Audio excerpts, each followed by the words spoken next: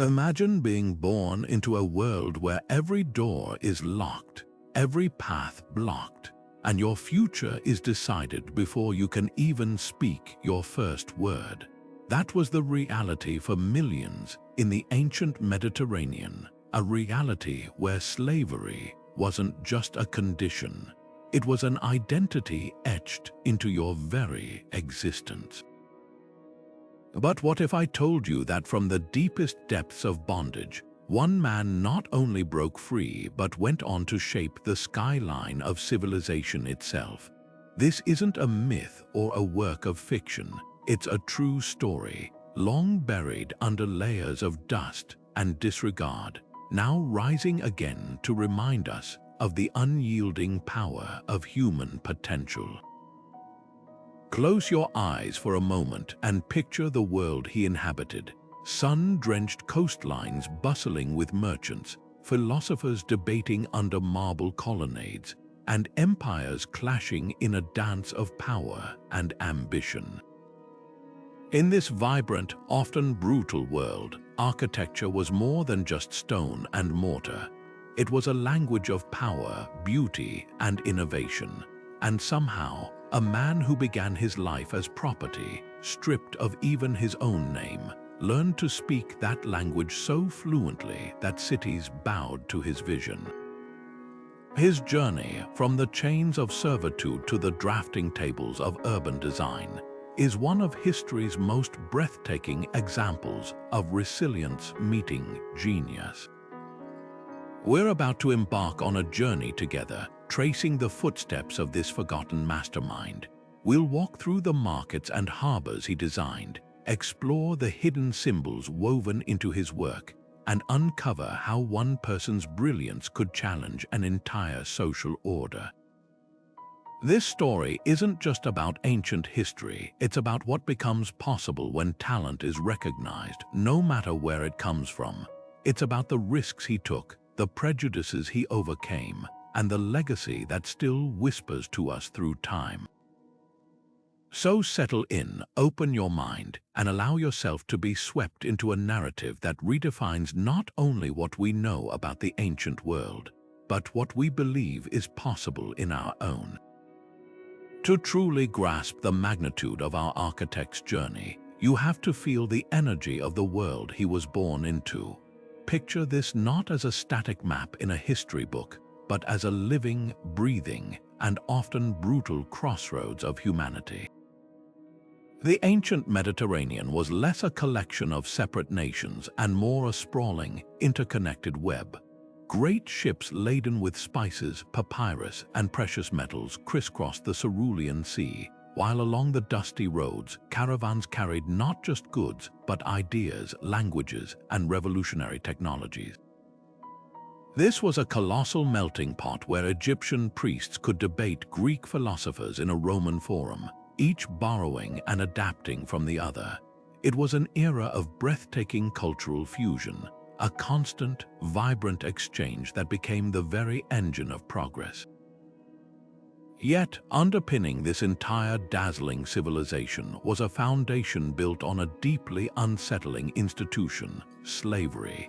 It was as commonplace and economically vital as the timber that built the ships or the stone that quarried the temples. From the silver mines of Attica that funded Athenian democracy to the vast agricultural latifundia of Rome that fed its millions, slave labor was the invisible engine driving empire.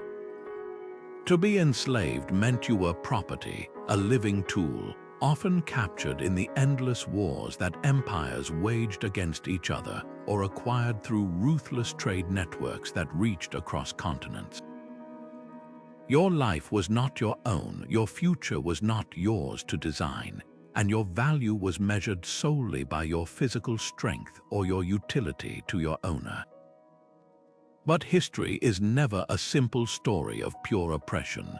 Within this rigid, hierarchical structure, there were incredibly rare and narrow paths, tiny cracks in the seemingly impenetrable wall of social order.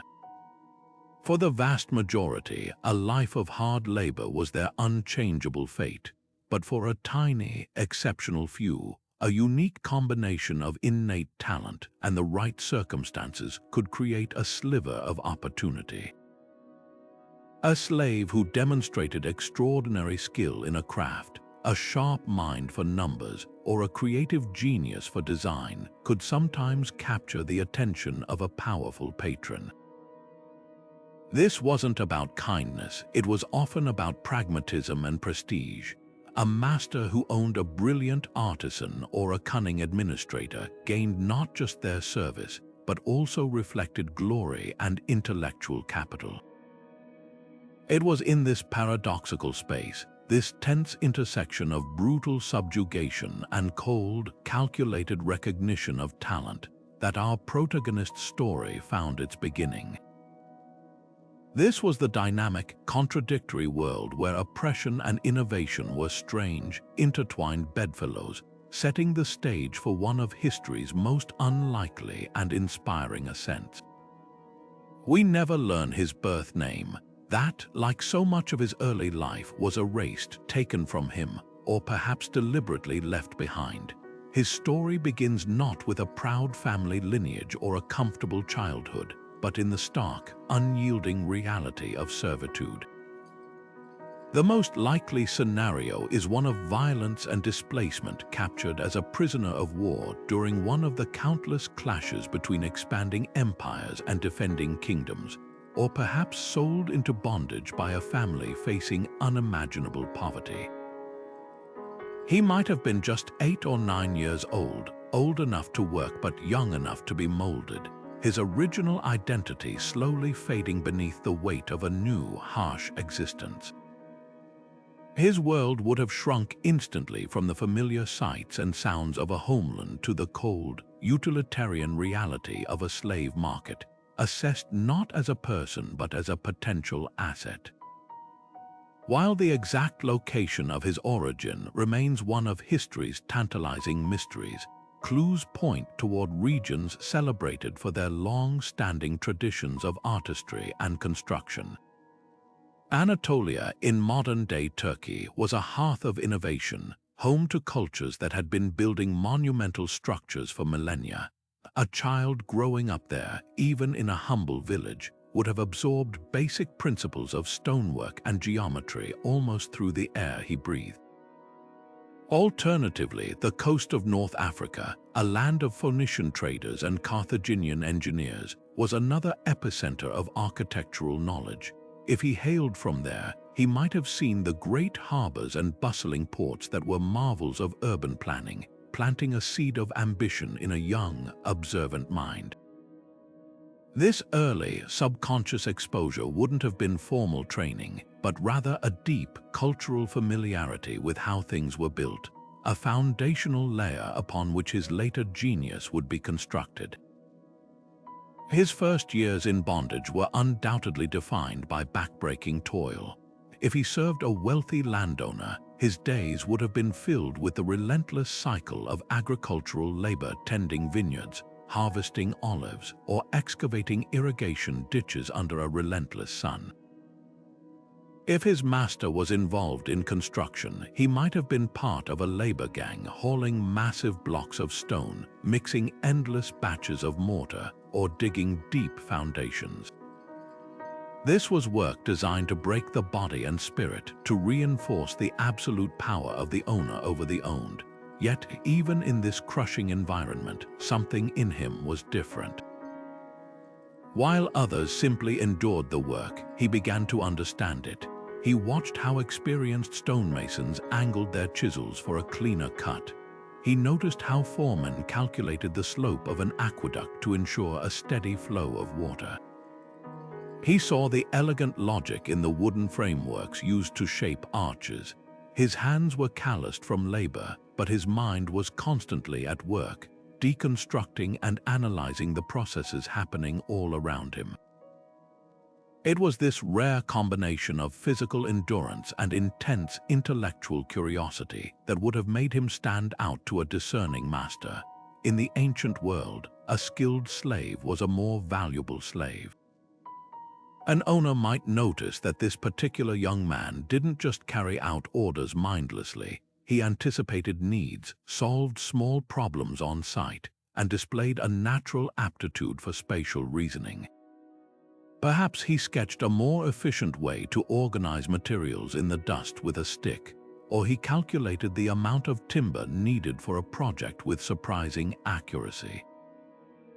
Recognizing this potential was not an act of charity, it was a calculated investment. Nurturing this talent meant the master could eventually deploy him for more complex, prestigious, and profitable tasks, enhancing the master's own wealth and status.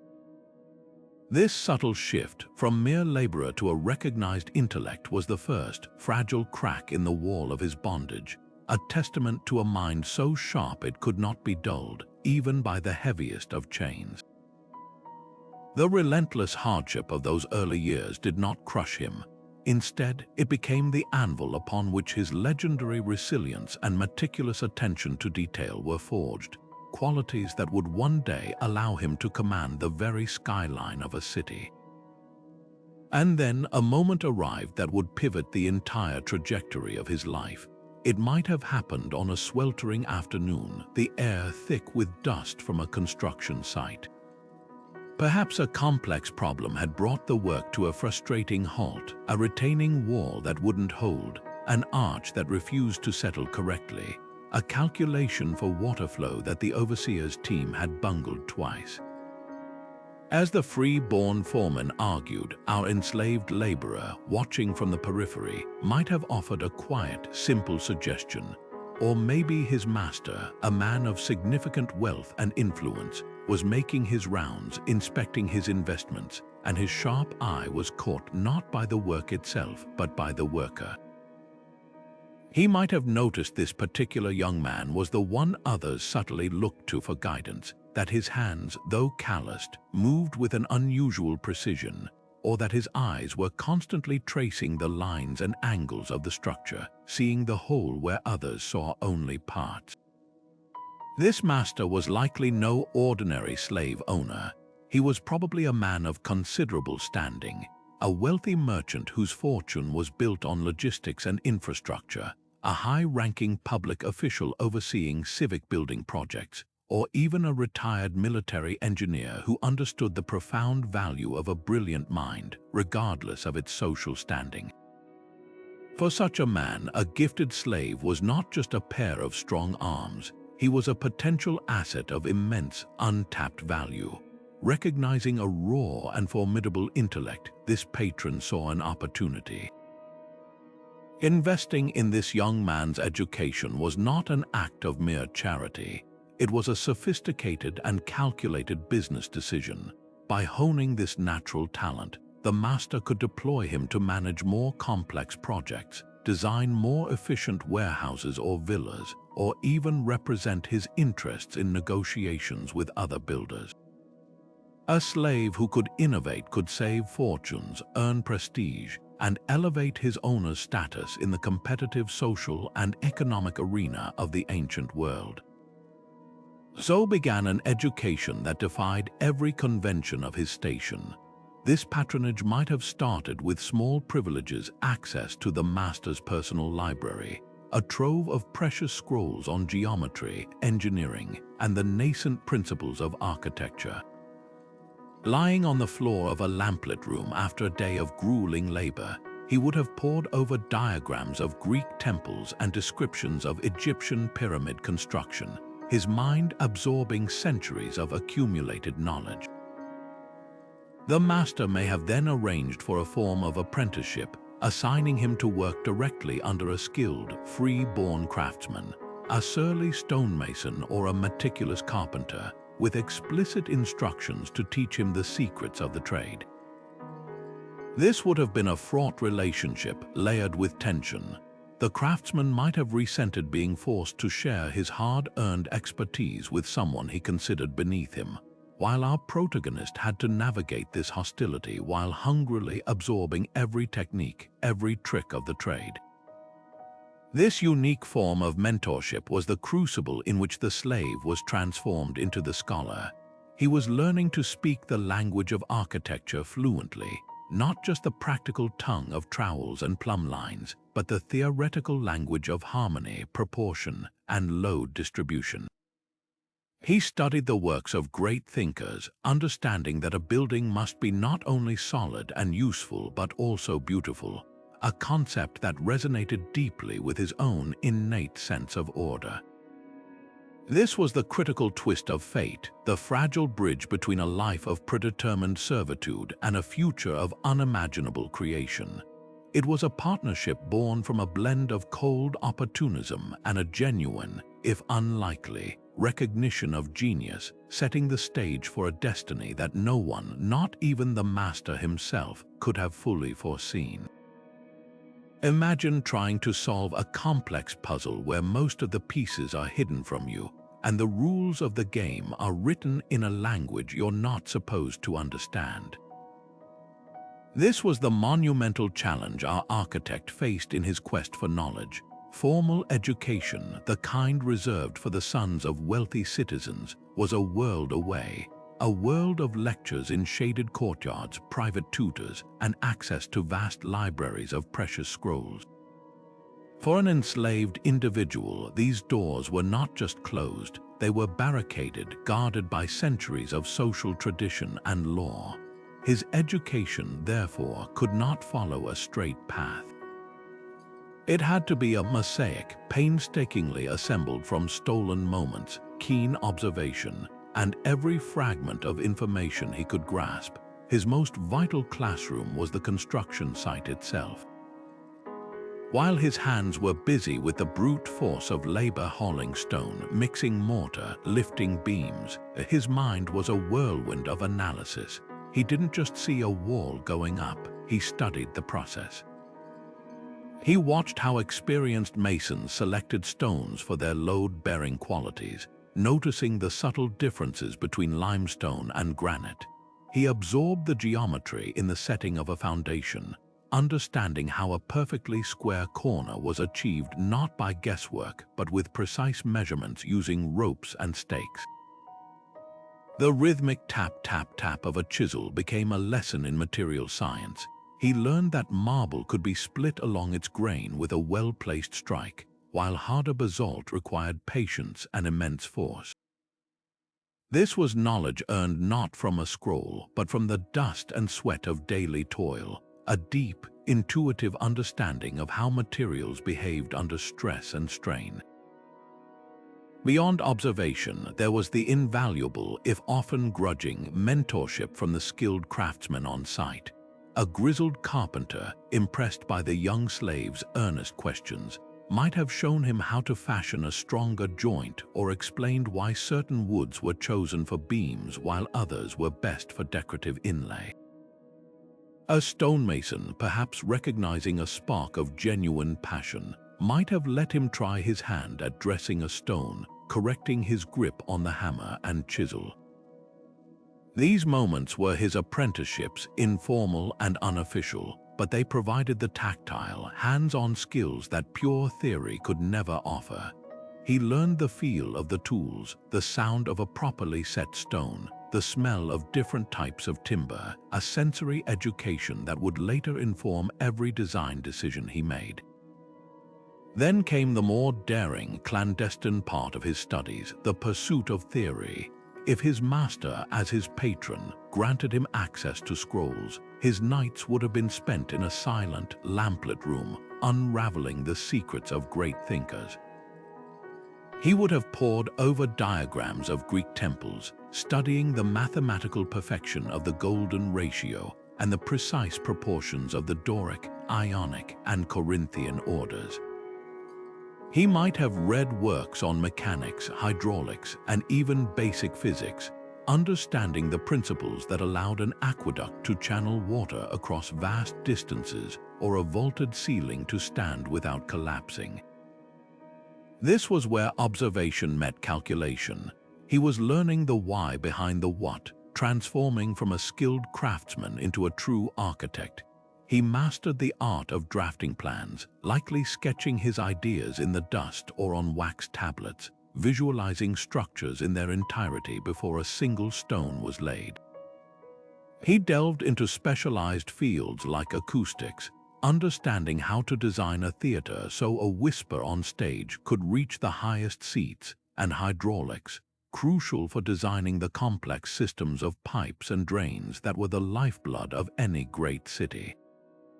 This entire journey, from the physical to the theoretical, was a testament to a ferocious will to learn, a determination to excel so powerful that it simply refused to acknowledge the systemic barriers designed to keep him in his place. For years, he had been the quiet observer, the one who carried the heavy loads and absorbed every detail, his mind constantly working where others merely followed orders. That deep, accumulated knowledge was a coiled spring, waiting for the right moment to release its energy. That moment arrived not in a grand forum or before a panel of esteemed engineers, but in the midst of a crisis on a dusty, chaotic worksite. The project was likely something vital and publicly visible, perhaps a new granary to secure the city's food supply, a critical stretch of the city walls, or the foundation for a new public bath complex. Progress had ground to a humiliating halt. A central supporting structure was showing alarming cracks, or a newly laid foundation was shifting unpredictably, threatening to undo months of labor and drain the project's coffers. The seasoned foremen, men with decades of experience, were baffled. They argued over solutions, their pride and frustration growing with each passing day as the expensive imported timber and finely cut stone sat idle, a silent testament to their failure. It was in this atmosphere of mounting panic and professional embarrassment that he finally stepped out of the shadows. He had likely been studying the problem for days, running calculations in his head, comparing it to principles he'd read about in those precious, stolen moments with his master's scrolls. He wouldn't have spoken up boldly or arrogantly. That would have been a dangerous mistake for someone of his status. Instead, he might have approached his master or the lead foreman privately, his suggestion offered with a deferential tone that belied the sheer brilliance of the idea. Perhaps the issue was a sagging roof beam that was too weak for its span. While others argued for thicker, more expensive timber, he might have proposed an ingenious latticework support system, a truss, in essence, that distributed the weight more efficiently using the existing materials. Or maybe the problem was hydrological. A drainage channel for the foundation was constantly clogging with silt, threatening the stability of the entire structure. His solution could have been a simple but revolutionary angled filter grate or a settling basin that solved the problem with elegant simplicity, a fix that was both cheaper and more effective than any proposed before. The reaction from the seasoned professionals would have been a complex mix of shock, skepticism, and reluctant admiration. Here was a solution they hadn't considered, emerging from the most unlikely of sources. His idea wouldn't just fix the problem, it would save a significant amount of money, prevent further delays, and salvage the reputations of everyone involved. When put to the test, it worked flawlessly. This was the tangible proof that could not be ignored. In that single, defining moment, he ceased to be just a pair of strong arms or a curious mind to be humored. He transformed into a recognized problem solver, an innovator whose value was now measured in gold and reputation, not just muscle. This breakthrough was the key that began to unlock the heavier chains that bound him. He was given more complex tasks, trusted with overseeing small teams, and consulted on design challenges. He had moved from the periphery to the center of the action, his transition from a mere worker to an indispensable creative force now irrevocably underway, setting a new and breathtaking trajectory for his life. His moment arrived not with a grand announcement, but with a city in crisis. Picture a bustling Mediterranean port, swollen beyond its capacity by years of growth and prosperity. The very success that filled its coffers was now threatening to choke it.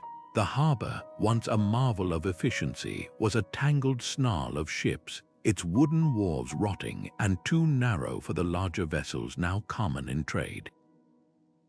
In the city centre, the old agora was a congested nightmare, a chaotic jumble of merchants, animals, and citizens where pickpockets thrived and arguments over right of way could erupt into violence.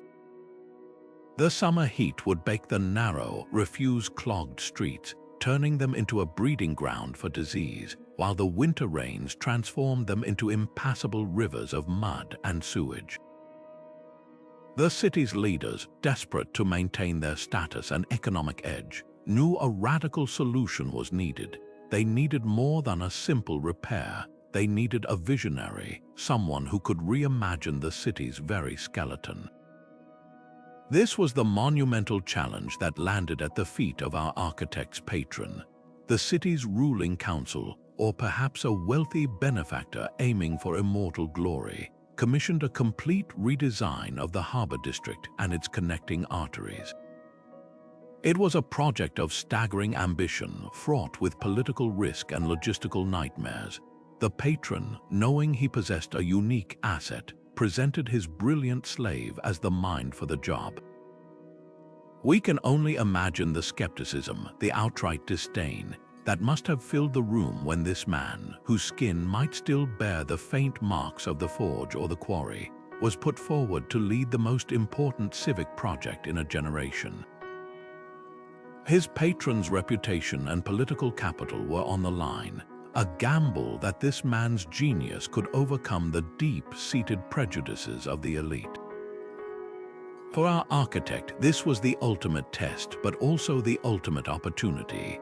While educated architects might have approached the problem from a top-down perspective, prioritizing grand monuments to the gods or the ruling class, his viewpoint was fundamentally different. He had experienced the city from the bottom up. He knew what it was like to haul a heavy cart through a muddy alley, to navigate a crowded market with a burden on his shoulders, to live and work in the crowded, unsanitary quarters where disease spread like wildfire.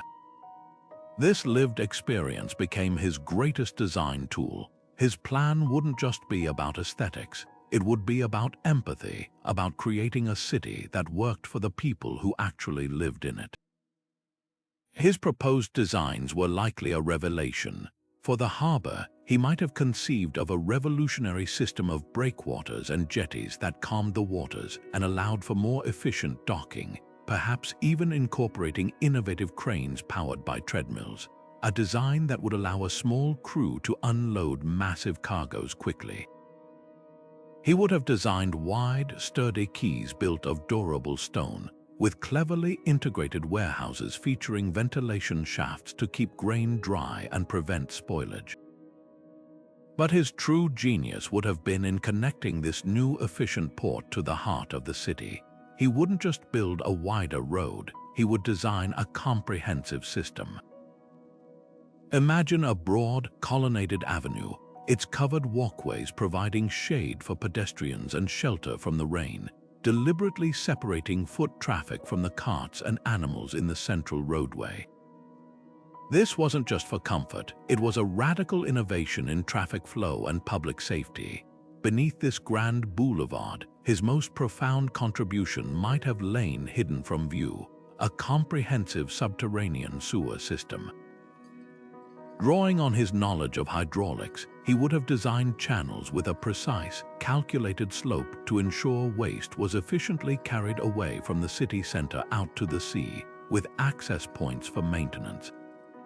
Above ground, he would have incorporated public fountains at strategic intervals, fed by a dedicated aqueduct branch, providing fresh, clean water to the entire district and drastically improving public health. His design philosophy was holistic. Every element worked in concert. The efficient port fed goods into the city. The wide, orderly avenue transported them without congestion. The clean water and effective sanitation kept the population healthy and productive, and the shaded colonnades created a pleasant, dignified public space for commerce and community.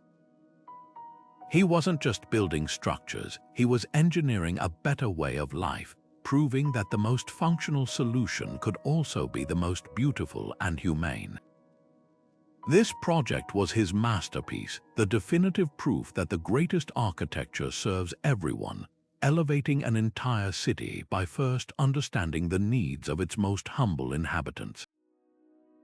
What truly set his work apart was a philosophy that seemed almost radical for its time, a deep-seated belief that the highest purpose of architecture was not to glorify the powerful, but to serve the people. While many of his contemporaries were obsessed with creating towering monuments to gods and emperors, his focus was on the human scale, on the subtle interplay of light, space, and movement that transforms a collection of buildings into a living, breathing community. He understood, in a way that few did, that true beauty was not something you simply looked at.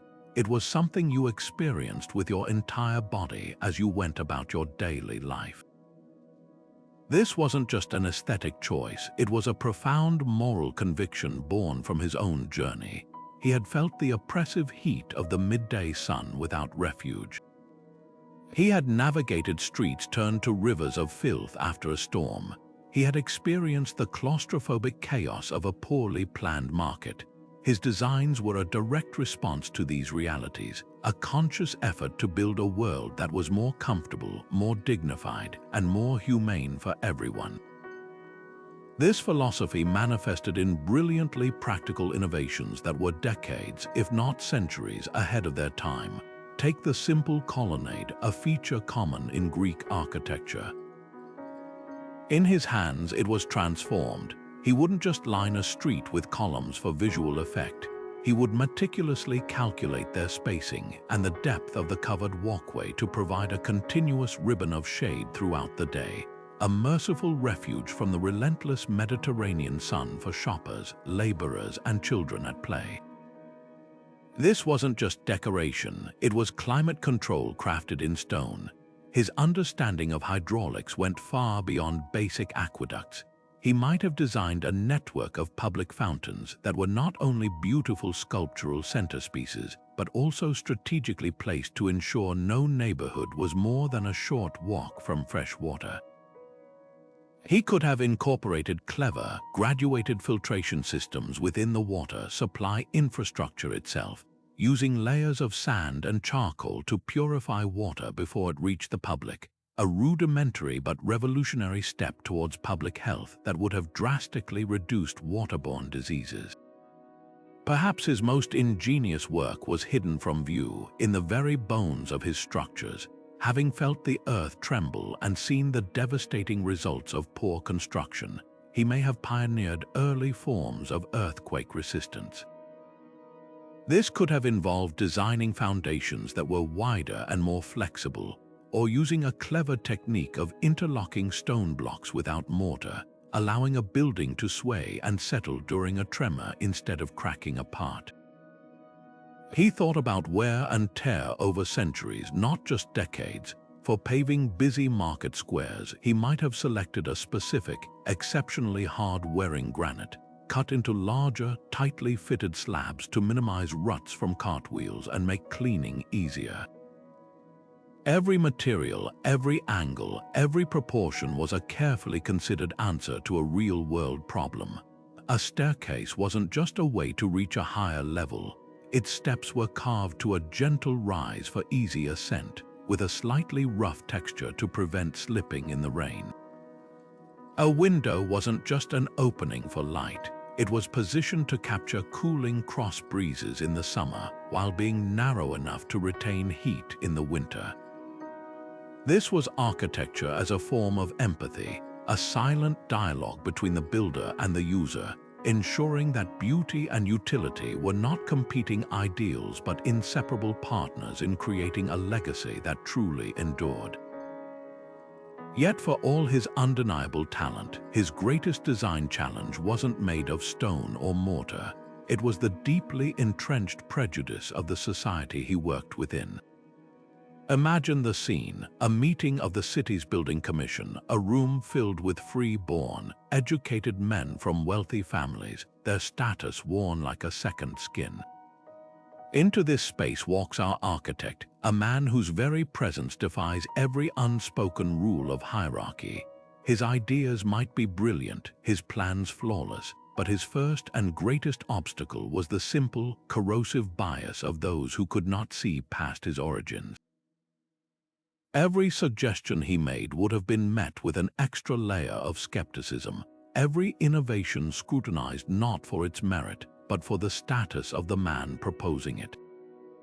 Whispers would have followed him, questions about whether a mind that had known chains could truly grasp the principles of divine proportion and civic beauty that were believed to be the birthright of the free and well-born. The most insidious form of this prejudice would have been the quiet, systematic theft of his intellectual labor. It's easy to picture a scenario where he would present a complex solution to an engineering problem, a novel way to distribute weight across a wide span, or a clever design for a water pump, only to have a senior, free-born architect nod thoughtfully, rephrase the idea in slightly more polished Greek or Latin, and present it to the patron or the council as his own.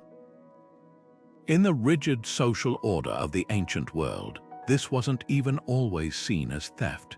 It was often considered the natural order of things. The slave provided the raw labor of the body, and in rare cases, the mind, while the free man provided the respectable face and voice to present it to the world, claiming the glory and the historical credit. Our architect would have had to develop a profound resilience, learning to measure his success not in immediate praise, but in the tangible reality of a project built correctly, a problem solved, a city improved. His vindication lay in the unarguable logic of a structure that stood firm and functioned perfectly long after the meetings had adjourned and the debates had faded. His survival and eventual triumph in this hostile environment would have required a delicate and brilliant strategy, a form of social engineering as sophisticated as his work with stone. He couldn't simply confront his detractors. That would have seen him swiftly removed from his position. Instead, he likely learned to wield his patron's authority as a shield, ensuring his most critical ideas were presented directly to his benefactor first, securing approval and protection before they could be picked apart by jealous rivals.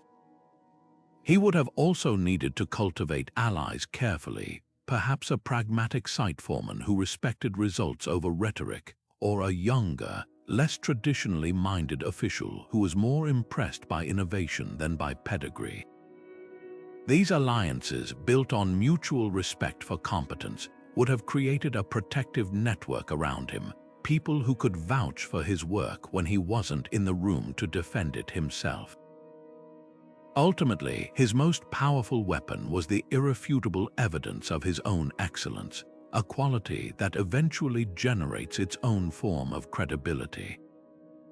As his projects began to rise from the ground, the graceful arc of a durable bridge, the effortless flow of clean water from a new fountain, the bustling order of a once chaotic marketplace, the public's acclaim became a force that even the most prejudiced officials couldn't easily ignore. The citizens who benefited from his designs didn't care about the architect's birth certificate. They cared that their streets were cleaner, their market was safer, and their city worked better.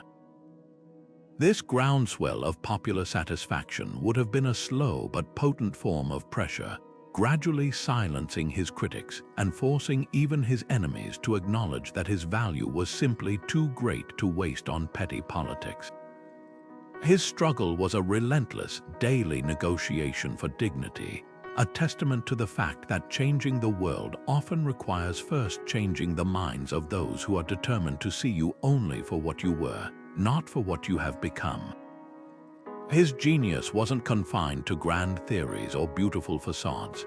It was etched into the very streets and structures of the city, solving problems most people didn't even know they had with an elegance that bordered on revolutionary. Take the simple, terrifying threat of seasonal floods.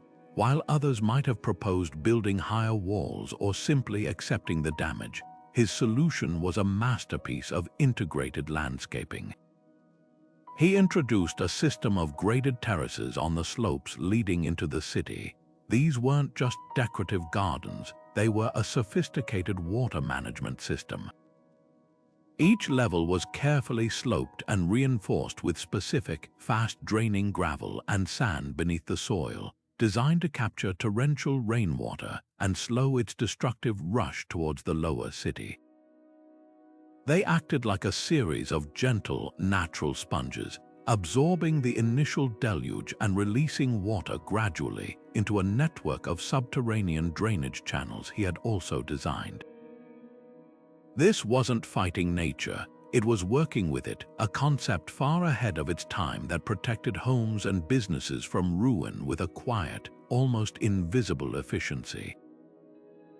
Then there was his radical rethinking of public space. In an era where buildings often had a single, rigid purpose, he saw the incredible value of multi-use structures. Imagine a grand, two-story building framing a new public square. The ground floor wasn't just a row of simple stalls. It was a dedicated, organized market hall with vaulted ceilings for coolness, designated areas for different goods, fish on the well-ventilated end near the water, spices in a drier, more secure section, and built-in stone counters and storage alcoves for the merchants. But his innovation soared above that. The upper floor of this same building was a vast, flexible public hall, accessible by wide, gracious staircases at either end. This space could transform to meet the city's needs, a covered extension of the market on a rainy day, a venue for public speeches and legal proceedings, or a grand banqueting hall for civic festivals. By combining these functions, he didn't just save space and construction costs. He created a vibrant, multi-purpose civic heart that pulsed with activity from dawn until dusk, a hub that strengthened the community's social and economic fabric in one brilliantly cohesive design. His concern for public health extended into the very air people breathed.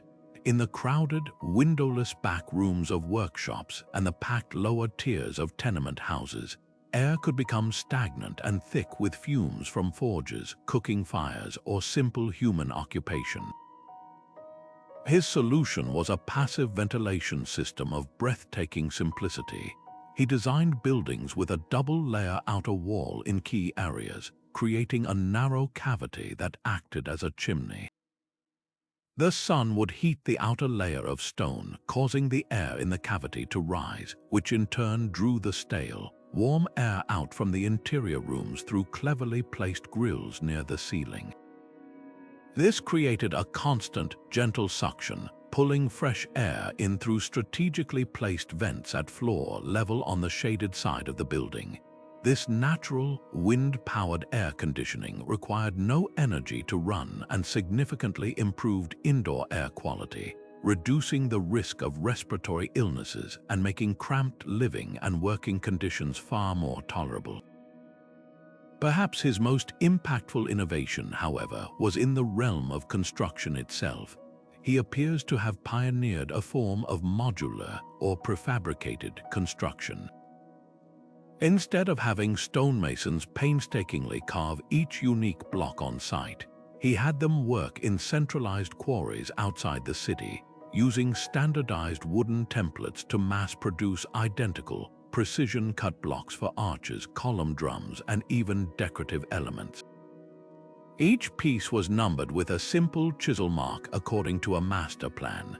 These components were then transported to the site, where a much smaller, less skilled crew could assemble them with incredible speed and accuracy, like a massive, indestructible puzzle. This method drastically reduced construction time, labor costs, and waste, making ambitious public works projects far more affordable for the city's treasury. It also ensured a remarkably consistent quality and aesthetic across entire districts. These weren't mere aesthetic tweaks or isolated clever tricks. They were a holistic, interconnected web of innovations that fundamentally redefined urban life, proving that a city could be both a magnificent work of art and a perfectly calibrated machine for human flourishing. Of course, no blueprint becomes a building through the efforts of a single mind. The grand vision our architect held in his imagination required the hands, minds, and specialized skills of an entire community of creators to become a reality etched in stone. His daily reality would have been a complex dance of collaboration, a constant negotiation between his own brilliant designs and the practical expertise of others. He would have worked shoulder to shoulder with master engineers, men who could calculate the precise load-bearing capacity of a foundation or the necessary gradient for an aqueduct with an intuitive grasp of physics. He would have consulted with sculptors and fresco artists, integrating their visions for decorative friezes and painted walls into the overall aesthetic of his structures, understanding that beauty in the details was just as important as the strength of the whole. And crucially, he would have earned the trust and respect of the laborers, the stonemasons whose chisels gave shape to his ideas, the carpenters who built the intricate scaffolding and frameworks, the blacksmiths who forged the essential tools and metal fittings. His ability to communicate his vision clearly, to listen to their on-the-ground feedback about an unstable rock face or a tricky joint, and to treat their expertise with respect was not just a leadership skill, it was the very glue that held the entire ambitious enterprise together. A design is just a dream until a team of skilled people agrees to help you build it. Yet, for every alliance forged in mutual respect, there was likely a rivalry simmering just beneath the surface, a cold undercurrent of resentment that threatened to destabilize his progress. The most pointed and personal animosity would have come from other free-born architects and engineers, men who had followed the traditional, sanctioned path to their profession. To them, he was an affront, a living contradiction to the natural order they believed in. How could a man without a formal education, without the privilege of a free birth, possibly possess a genius that rivaled or even surpassed their own? This deep-seated insecurity often masqueraded as professional criticism. In planning meetings, they might have publicly challenged his calculations, dismissing his innovative solutions as reckless or untested, hiding their personal bias behind a veil of conservatism and concern for tradition. They would have lobbied patrons and city officials behind closed doors, questioning his judgment and suggesting that his radical ideas, like those multi-use buildings or prefabricated stone blocks, were dangerous gambles that risked public funds and public safety. Political maneuvering would have been a subtle and draining aspect of his work. Imagine a scenario where a powerful, well-connected rival, threatened by our architect's growing influence, formed a temporary alliance with a material supplier. This rival might have spread rumors about the quality of the limestone being delivered to our architect's site, or perhaps conspired to create artificial delays in the delivery of crucial timber, creating frustrating setbacks that made our architect look incompetent or disorganized to his patrons. These were battles fought not with chisels and hammers, but with whispers, bureaucratic obstacles, and the shrewd manipulation of social networks. Every approval for a design change, every request for additional resources, became a potential political fight, a test of his influence and his patrons' continued support. Navigating this treacherous human landscape required a diplomatic prowess that was every bit as vital as his understanding of geometry. He couldn't win these battles with brute force or arrogant insistence that would only confirm his detractors' worst prejudices about an uppity slave. Instead, he had to master the art of strategic persuasion.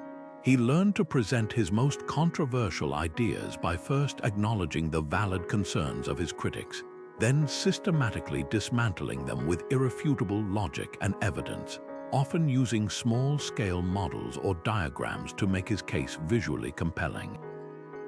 He knew when to compromise on a minor decorative element to win a crucial battle over a structural innovation.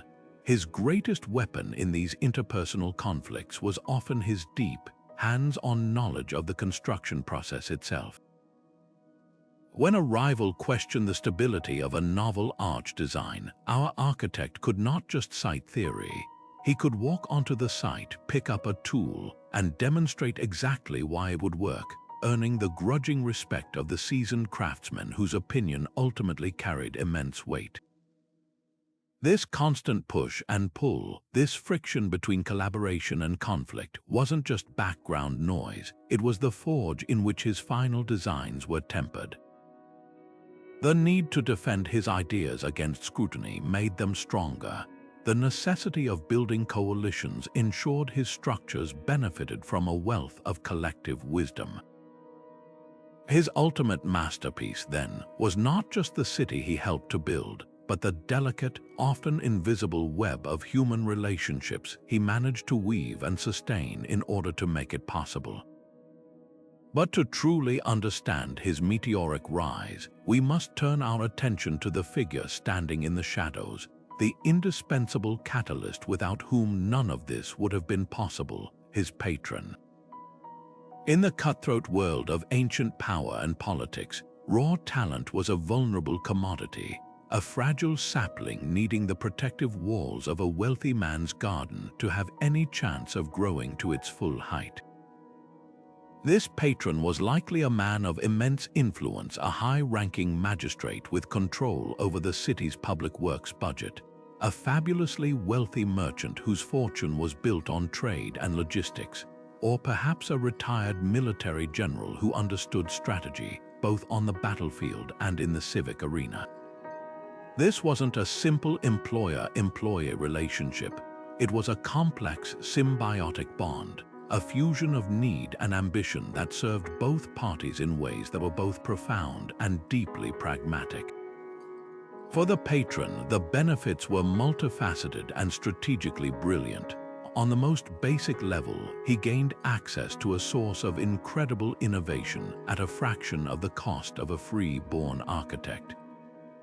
But the true value was far greater than mere economics.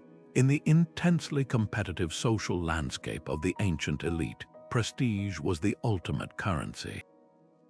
By championing a genius plucked from obscurity, the patron could position himself as a visionary, a man of such refined taste and discernment that he could spot brilliance where others saw only a common slave. Every successful project designed by his protégé became a monument to the patron's own wisdom and generosity. It was a powerful form of reputation laundering, transforming wealth and power into a legacy of cultural sophistication and civic benevolence. He wasn't just building a harbor or a market, he was building his own immortal name into the very stones of the city, ensuring he would be remembered not just as a rich man, but as a great one. For our architect, the patron was nothing less than a lifeline, providing the three essential elements he could never have secured on his own: access, resources, and most critically, protection. The patron's name and authority were the master keys that unlocked doors forever closed to someone of servile status. It was this influence that granted him entry into planning meetings, that forced skeptical city officials to at least look at his designs, and that provided him with the priceless scrolls and texts that fueled his education. The patron's wealth provided the ultimate playground for innovation, a seemingly endless supply of materials for experimentation, the ability to hire the best craftsmen for his projects, and the financial safety net to recover from the inevitable setbacks that accompany any bold, creative endeavor. He could try a new type of mortar mix or test a novel vaulting technique without the paralyzing fear of immediate financial ruin if it initially failed. But perhaps the patron's most vital role was that of a shield. In a society quick to dismiss and undermine him, the architect faced a constant barrage of threats from jealous rivals and prejudiced officials. The patron's political power was his primary defense against these attacks. A whispered accusation of incompetence or insolence from a rival would be dismissed with a wave of the patron's hand. A bureaucratic attempt to delay a project or withhold funds would be swiftly overruled.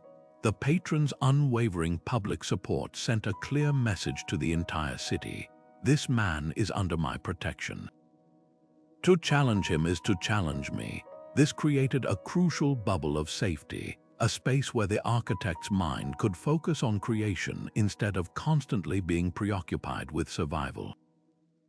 It was a fragile arrangement, entirely dependent on the patron's continued favor and political fortunes, but it was the essential shelter that allowed a spark of genius to grow into a lasting flame, forever changing the skyline of the ancient world. So how can we possibly know the intimate details of a life lived so long ago, especially one that began in the obscurity of slavery? The answer lies not in a single, dusty scroll that tells his whole story, but in the patient, meticulous work of historians and archaeologists who act as detectives, assembling a compelling case from 1,000 scattered fragments. Imagine trying to complete a vast mosaic where most of the tiles are missing, using only the few that remain to infer the grandeur of the entire image. That is the challenge of recovering a history that was never meant to be celebrated in its own time. The elite of the ancient world built their monuments to last, inscribing their own achievements in stone for eternity, while the contributions of those they considered beneath them were often deliberately erased from the record or simply seen as unworthy of note. The first and most thrilling pieces of evidence are often the most direct: an inscription on a weathered stone block, perhaps hidden for centuries in the foundation of a building. It might not bear his full life story, but a simple signature, a name and a title like so-and-so Architekten, etched by the hand of a proud craftsman claiming authorship of his work. In other cases, a fragmentary city plan scratched onto a piece of pottery or a wax tablet might be discovered, its innovative layout so distinct from conventional designs that scholars can begin to attribute it to a specific, visionary mind. These aren't just artifacts, they are silent shouts across the millennia, a personal mark left behind that defiantly states, "I was here, I made this." But a name on a stone is only the beginning of the mystery. The next step is the deep, contextual dive into the vast archives of the ancient world. Historians scour everything from census records and legal papyri to personal letters and financial ledgers. They look for mentions of enslaved individuals who were gifted to powerful patrons, or records of skilled artisans being purchased for high prices, indicating their exceptional value. Most importantly, they search for documents related to manumission, the formal act of freeing a slave, records of freedmen who went on to hold positions of significant responsibility, perhaps overseeing public works or being granted rare honors by a grateful city, provide a crucial social parallel.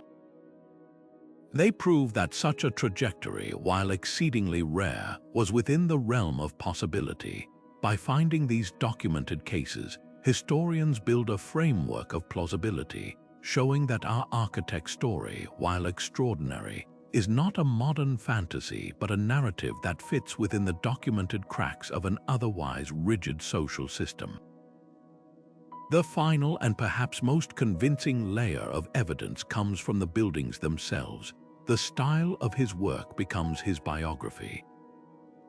Archaeologists can analyze a structure and identify a unique signature, a specific and innovative method of jointing stones that appears consistently across a district, a peculiar and effective formula for concrete that was far more durable than the standard mix, or a recurring design motif that seems to quietly celebrate themes of freedom and ascent. When these architectural fingerprints are found in multiple projects that historical records date to a specific, narrow period, and when those projects show a clear evolution in complexity and confidence, a portrait of an individual master begins to emerge from the very stones.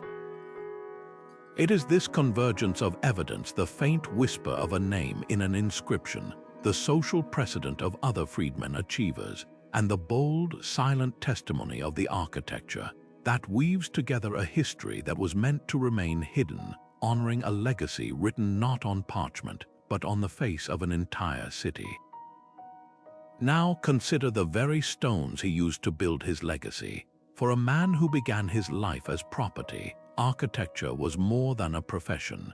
It was his voice, a medium through which he could speak a truth that society would never let him shout from the rooftops.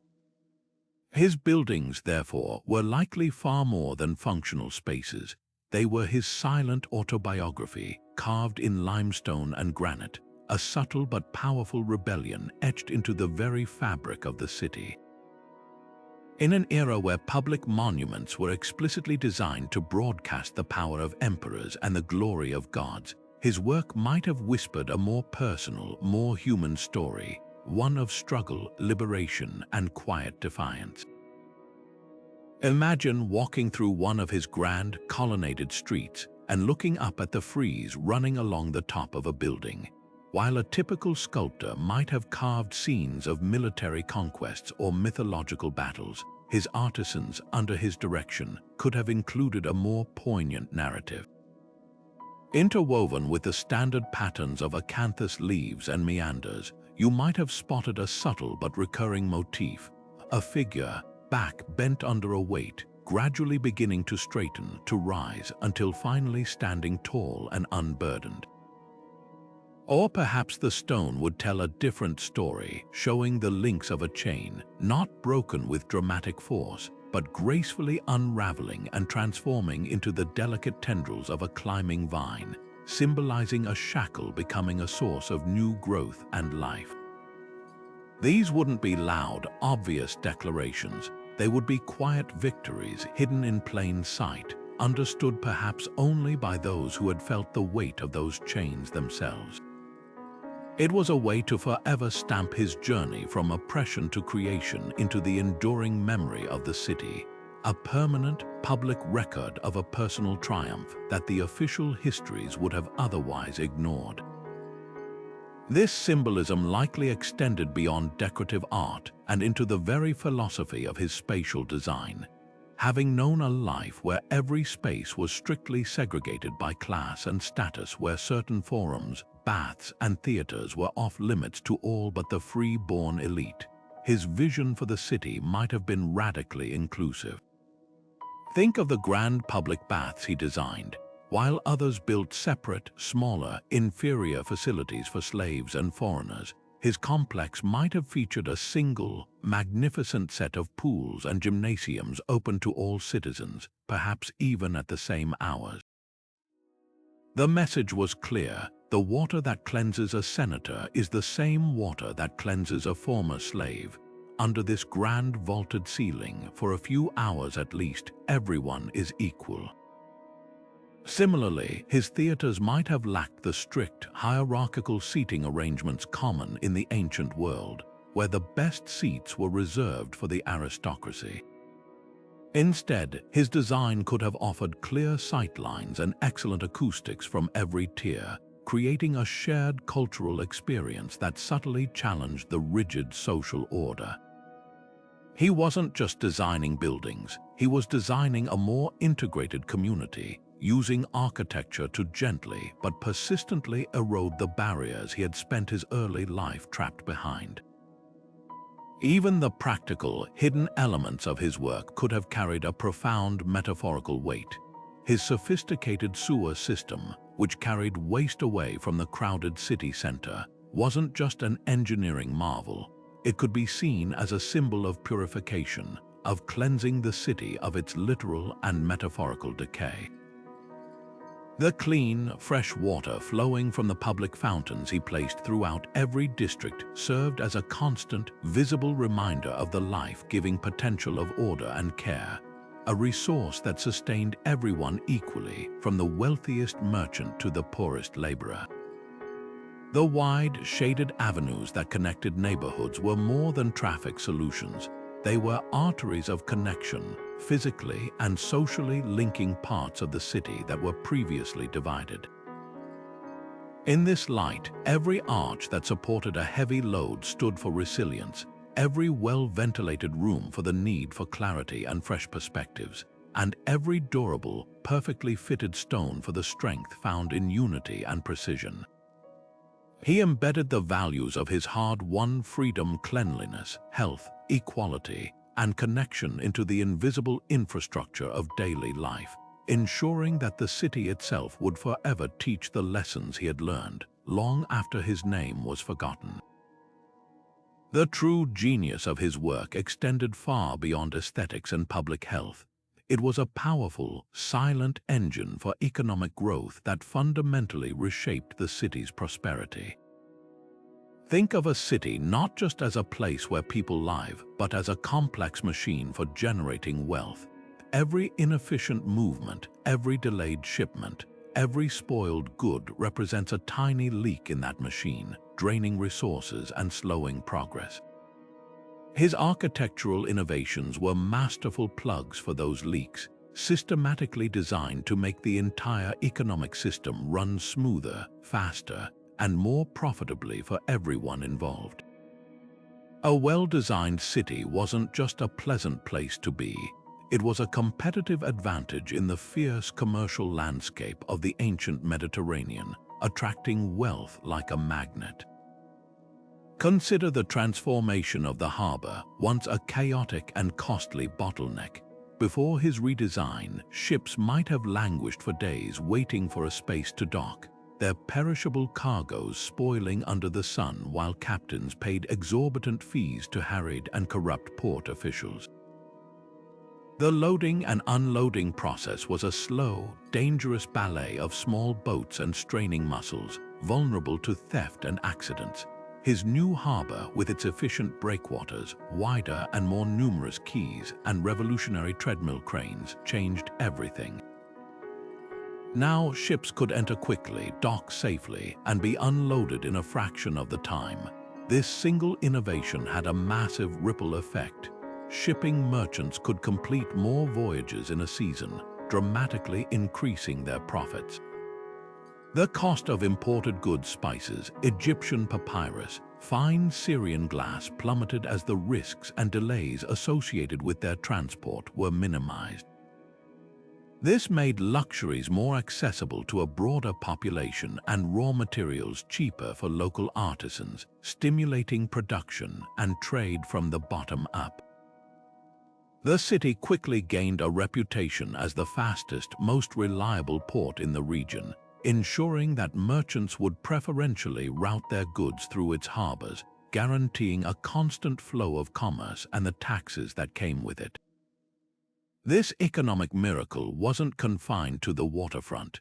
His reimagined agora, the commercial heart of the city, operated on the same principles of elegant efficiency. The old, congested market was a nightmare for business. Customers avoided the crowded, unpleasant chaos, and merchants lost valuable selling time to disputes and inefficiencies. His new design, with its wide, colonnaded walkways separating foot traffic from carts, created a pleasant, safe, and orderly environment that encouraged people to linger and shop. The organized stalls, dedicated sections for different goods, and integrated storage meant a merchant could move more product with less effort. The multi-story design was a particular stroke of economic brilliance. The upper-level public hall wasn't just for festivals. It could host larger commercial fairs, attracting wealthy foreign buyers and dealers for high-volume transactions that would have been impossible in the street-level chaos of the old market. This wasn't just a nicer place to buy a loaf of bread.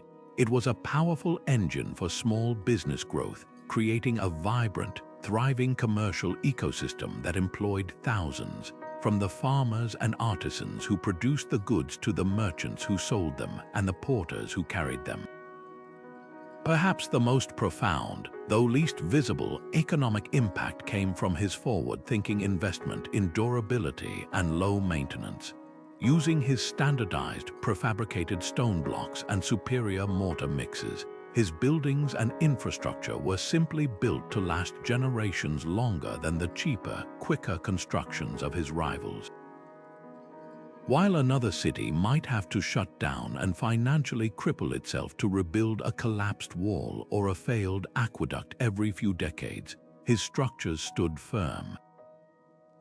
The city treasury saved a fortune in long-term repair costs, funds that could be redirected to other public benefits or even tax reductions. His effective sewer and water systems created a healthier populace, which in turn meant a more productive workforce with fewer days lost to illness and lower public costs for dealing with epidemics. This long-term fiscal responsibility, baked into the very stone and mortar of the city, created a stable economic foundation that allowed prosperity to compound over decades, proving that the smartest investment a society can make is in quality and foresight. His work demonstrated that genius, when applied to the public good, doesn't just create beautiful spaces, it fills them with opportunity, stability, and wealth that benefits every single citizen. The true measure of his genius is that it refused to be contained by the borders of his city or the span of his own life. Long after the final stone was set and the last column raised, the principles he championed began a quiet migration, carried by the very ships that now docked efficiently in his revolutionary harbor. Master builders and engineers traveling for work or trade would have walked through his airy colonnades, marveled at the effortless flow of traffic, and noted the remarkable absence of foul odors even in the most crowded districts. They wouldn't have seen the name of the enslaved architect behind it all, but they would have understood the brilliance of the design. These concepts, these solutions to universal urban problems, became a kind of silent, viral knowledge, seeping into the architectural consciousness of the entire region. A young architect in a growing Roman colony, tasked with designing a new forum, might unconsciously echo the proportions of that multi-use market hall he'd once seen on a trip. A Greek engineer struggling with a swampy building site might recall the effective graded terraces he'd observed and adapt the technique for his own foundation. His innovations weren't patented or published under his name. They simply became part of the Mediterranean's shared architectural language, a set of best practices whose brilliant origin story was slowly forgotten even as the practices themselves became standard. This influence likely shaped the evolution of some of antiquity's most iconic structures. The soaring, multi-tiered aqueducts that later became a symbol of Roman imperial power didn't spring forth perfectly formed. They were the culmination of centuries of incremental improvements in hydraulics and arched construction. It is entirely plausible that his early experiments with precise gradients and durable conduit materials provided a crucial link in that chain of development. A prototype that proved such ambitious water transport was not only possible but profoundly beneficial. Similarly, the sophisticated acoustics of later Greek and Roman theaters, designed so our actors' unamplified voice could reach thousands, may owe a debt to his meticulous calculations of sound reflection and absorption, principles he might have perfected in a smaller, earlier performance space.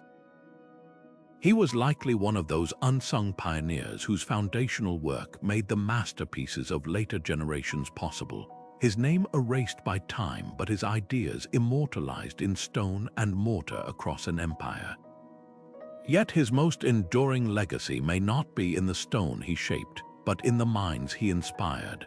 While the elite class had little interest in celebrating a man who rose from slavery, his story would have taken on a life of its own among the vast, subjugated population that powered the ancient world. In the dim light of slave quarters, in the whispered conversations between breaks in the grueling labor on distant estates, his tale would have been told and retold. It would have been a story not of detailed architectural plans, but of breathtaking metamorphosis. The man who was property, who bore the same chains they did, but whose mind was so powerful that it forced the world to see him not for what he was, but for what he could create. He became a legend, a beacon of defiant hope. His life was living proof that the system was not completely airtight, that talent could sometimes, against all odds, punch a hole through the thickest ceiling of prejudice. For millions who were told they were nothing, his story whispered a dangerous, thrilling alternative, that even within a life of brutal constraint, one could build an internal world of such immense skill and vision that the external world would eventually have to make room for it. This cultural ripple effect, from practical construction to profound personal inspiration, demonstrates a powerful truth about human achievement. A single life, lived with such audacious brilliance, creates a legacy that operates on multiple levels simultaneously. It leaves behind tangible artifacts that improve the physical world for centuries. It advances the collective knowledge of a craft, pushing the entire field forward. And perhaps most importantly, it becomes a part of the intangible fabric of hope, a story that fuels the courage of future generations to strive against their own limitations. His buildings may eventually crumble, their stones repurposed or reclaimed by the earth, but the idea he represented, that origin is not destiny, that genius can flower in the most barren of soils, that is a foundation that never erodes, encouraging every individual who hears it to build something magnificent of their own. The moment his chains were officially struck away would have been one of profound and complex emotion, a silent earthquake that reshaped the entire landscape of his being.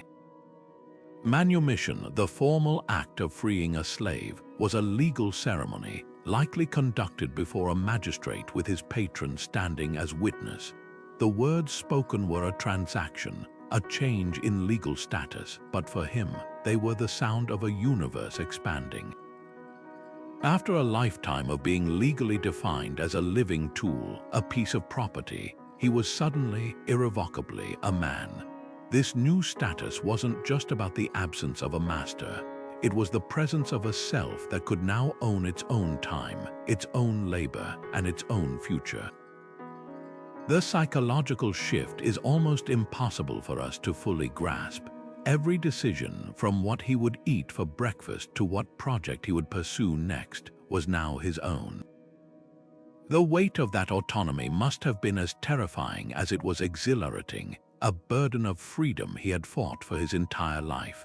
This wasn't an end to struggle, but the beginning of a new kind of struggle, one where he alone was responsible for his destiny, answerable finally to his own formidable ambitions. With freedom came the possibility of a personal life that was entirely his own to build. For the first time, he could have a family not as a matter of convenience for a master who wanted to breed more slaves, but as a chosen bond of affection and legacy.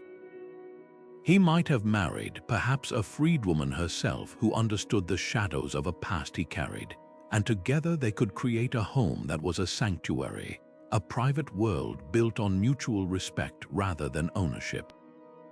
To have children who were born free, who would never know the sting of the whip or the humiliation of being inspected and priced in a market, would have been his most deeply personal architectural achievement.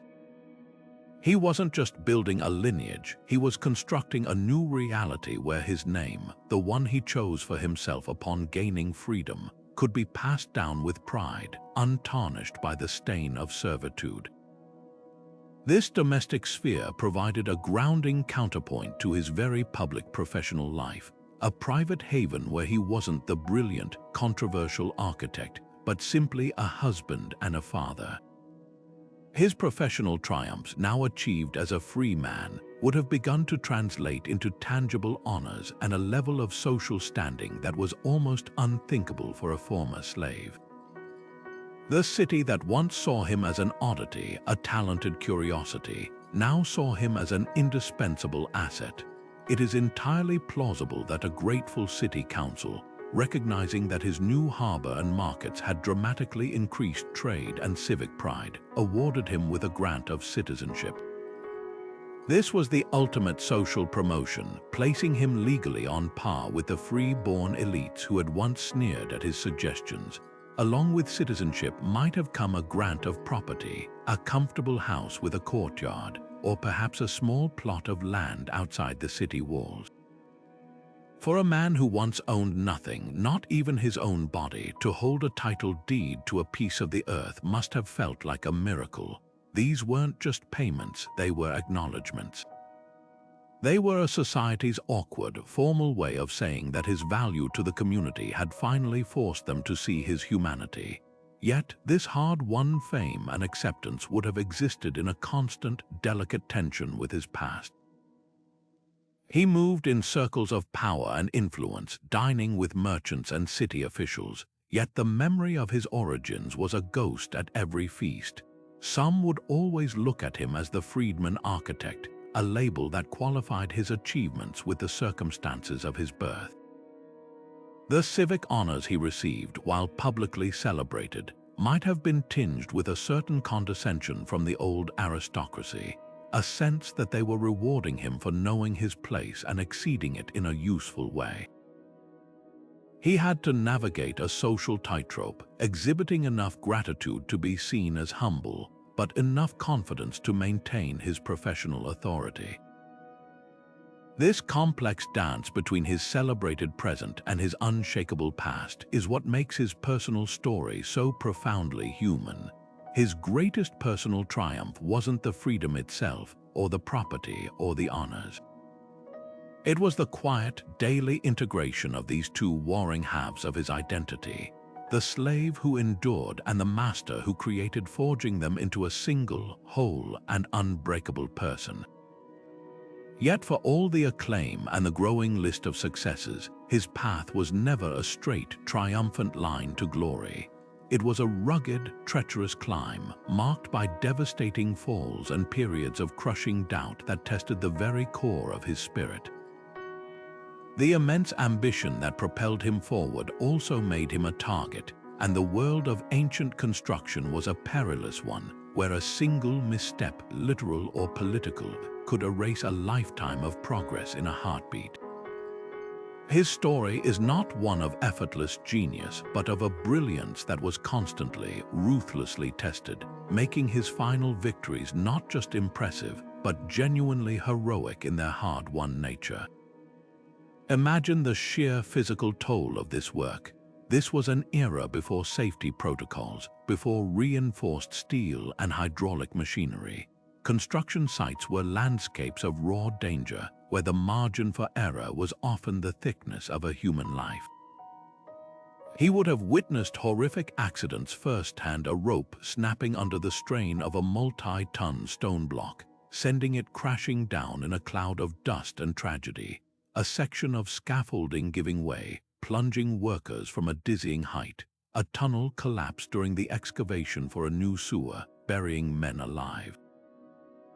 The psychological weight of commanding such projects, of knowing that his designs and his decisions directly impacted the safety of the hundreds of laborers under his direction, must have been an immense and constant burden.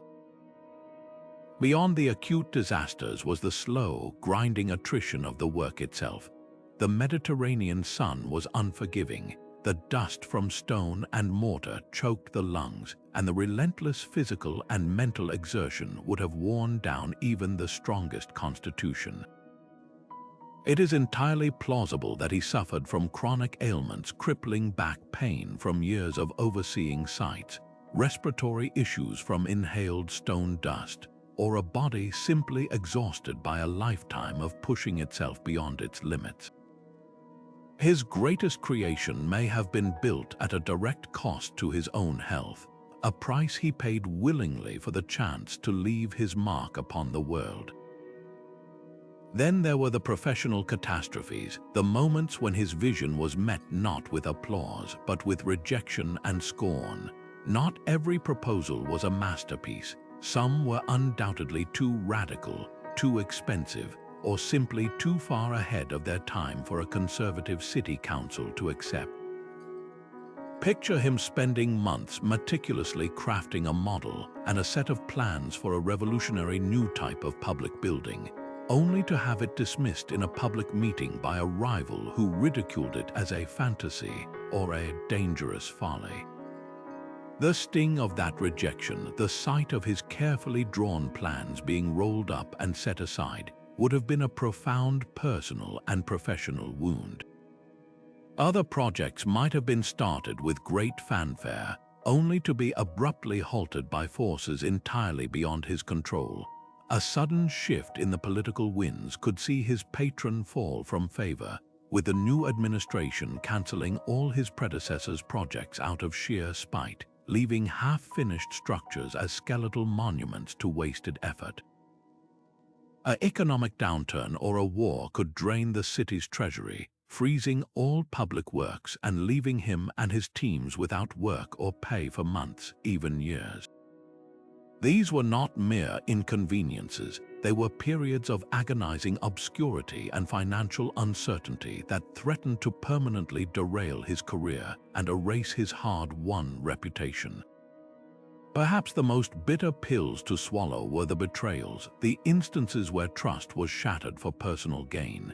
In the competitive, status-obsessed world of ancient civic life, his success inevitably bred envy. A trusted assistant, someone he had personally trained and promoted, might have been bribed by a rival to sabotage a project, perhaps by deliberately misordering materials or subtly misaligning a critical foundation, creating a flaw that would later be discovered and used to publicly discredit him.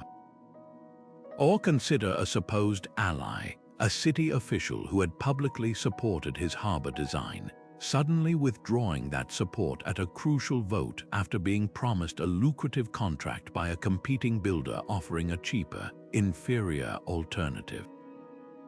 These betrayals were more than just professional setbacks, they were deeply personal violations that forced him to confront the loneliness of his position.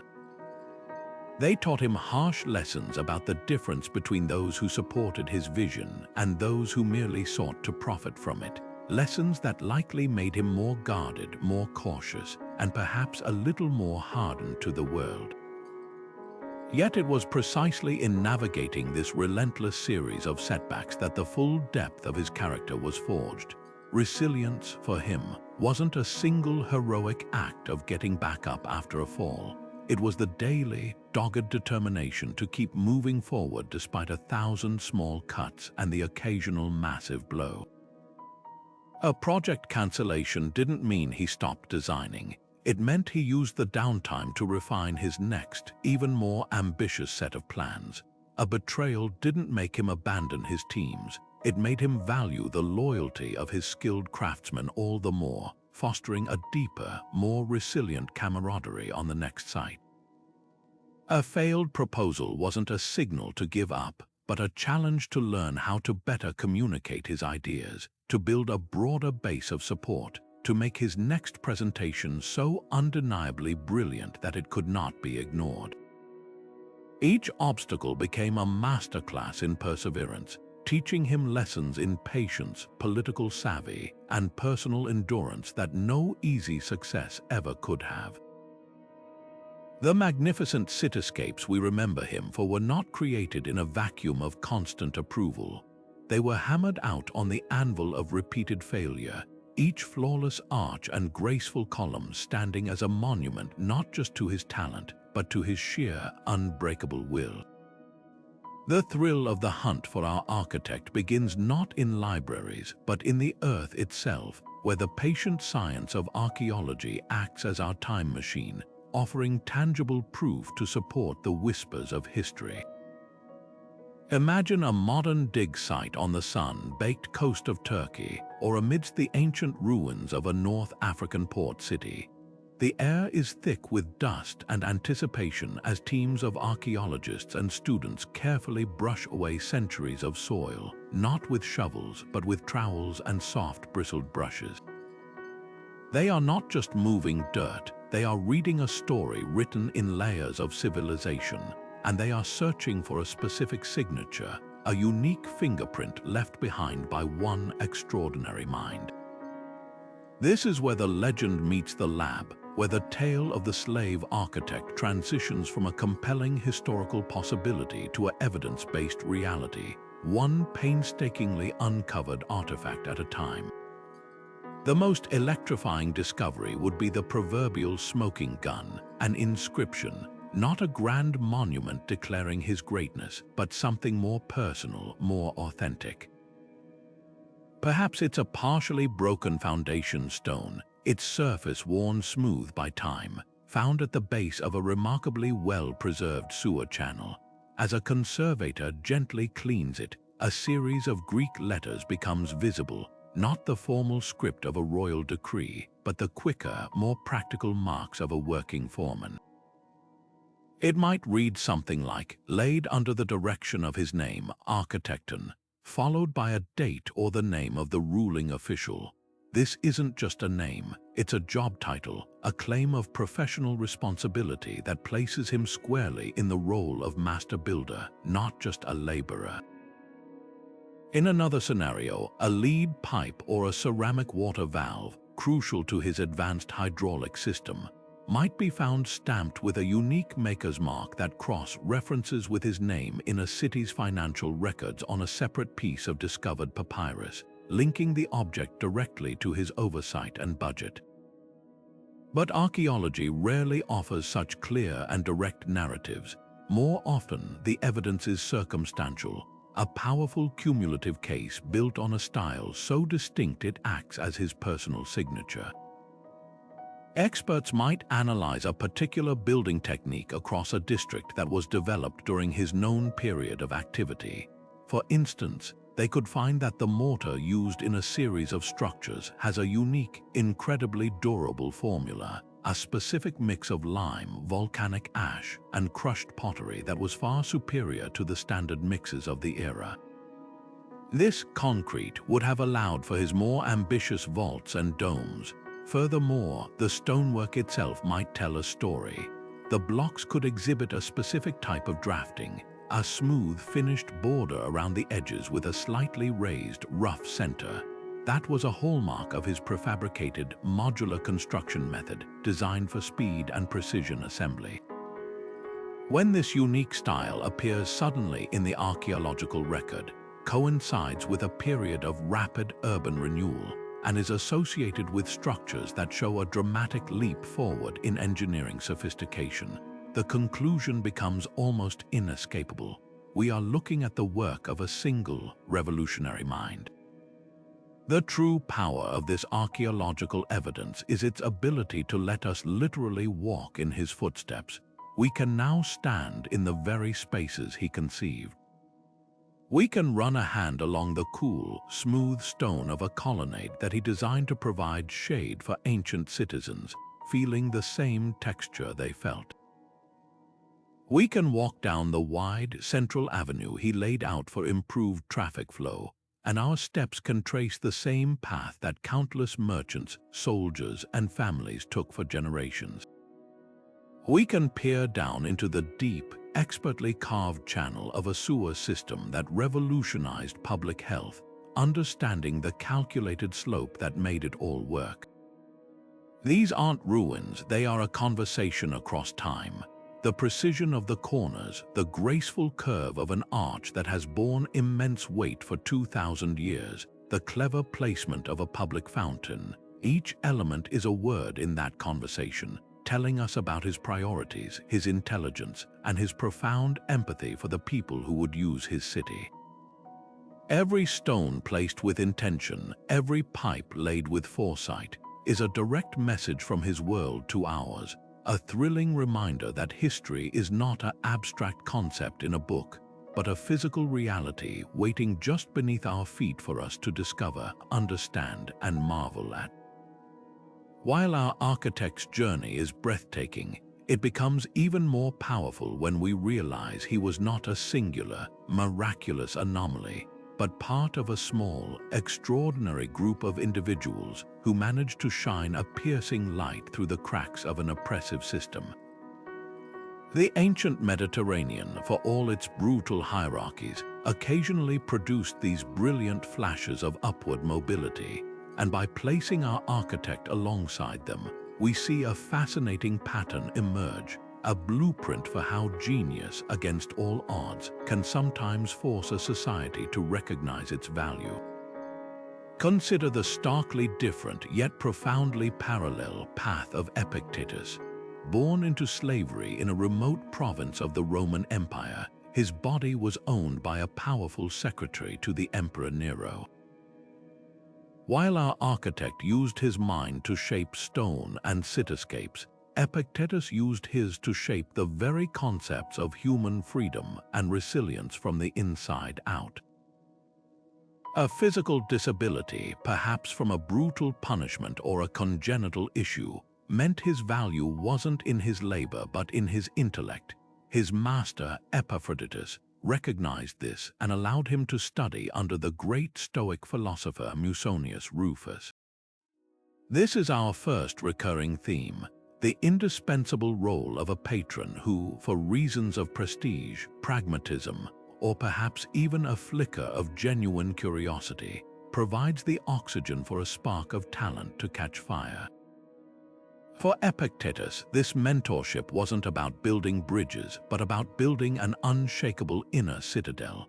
His greatest contribution, Stoic philosophy, was literally forged in the fires of servitude, teaching that while our bodies might be enslaved, our will and our character remain eternally free.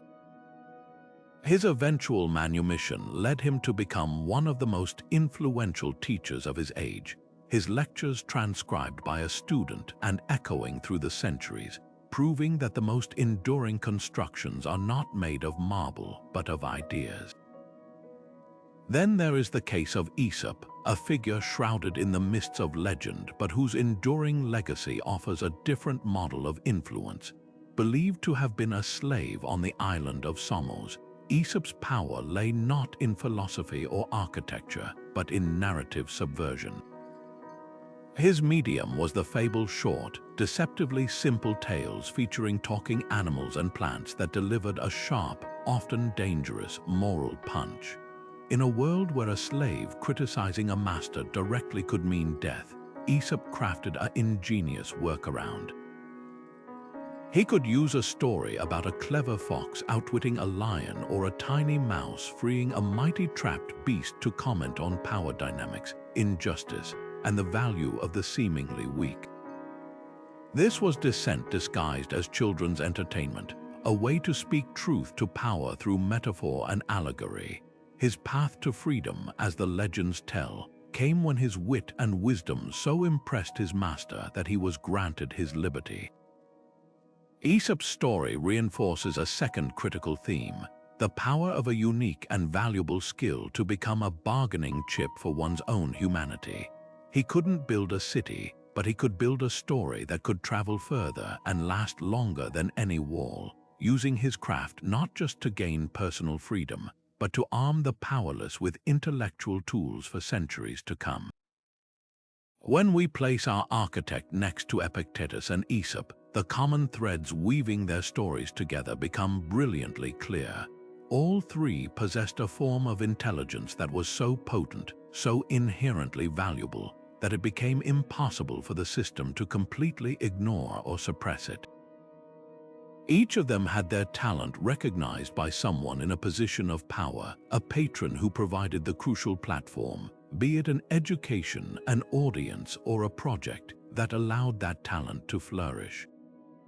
And most importantly, all three navigated the same rigid societal barriers, not by smashing them head-on, but by excelling so spectacularly within their confines that they effectively redesigned the walls around themselves. Their lives answer a profound question: how does social mobility happen in a society built to prevent it? The answer is that it leaks through. It doesn't burst the dam. It finds the tiny, almost invisible fissures and pours through with irresistible force. It happens when a pragmatic master decides a brilliant mind is more valuable than a strong back, when a clever turn of phrase proves more useful than blind obedience, and when an innovative design for a sewer system saves a city more money than 1,000 field hands ever could. This comparative analysis does more than just add context. It offers a timeless lesson about human potential and systemic waste. The ancient world was a place of staggering inequality, but these stories reveal that even the most unjust systems are inefficient. They inevitably overlook and undervalue immense reservoirs of talent simply because of where they were born or to whom they were born.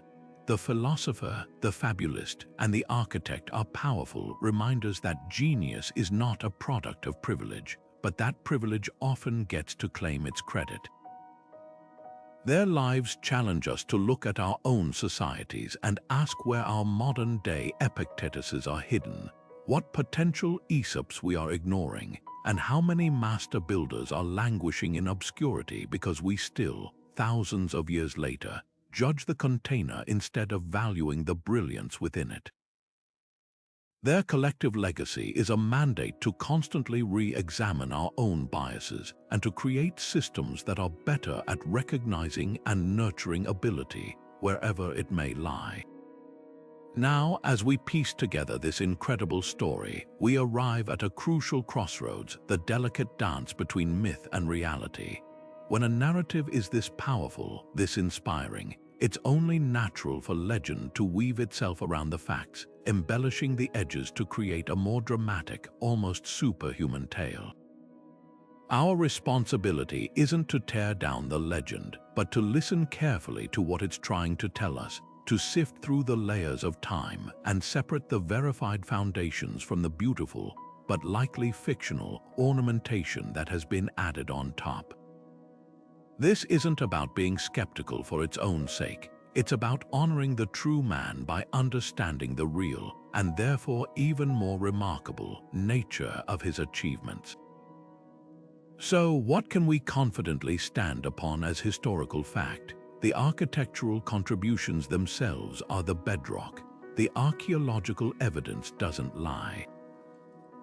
The distinct style of masonry, the innovative sewer systems, the specific urban planning principles that appear suddenly in the historical record of a particular city, these are tangible, verifiable facts. We can carbon date mortar, analyze stone quarries, and map city layouts that show a clear, sophisticated intelligence at work. The social context is also firmly established. We have extensive records detailing the institution of slavery, the rare but documented practice of manumission for highly skilled individuals, and the existence of powerful patrons who invested in such talent. The plausibility of his journey from a gifted slave to a freed architect of renown is supported by a mountain of contextual evidence. This is the solid ground of history. Where the mists of legend begin to swirl is in the specific, dramatic details of his personal narrative.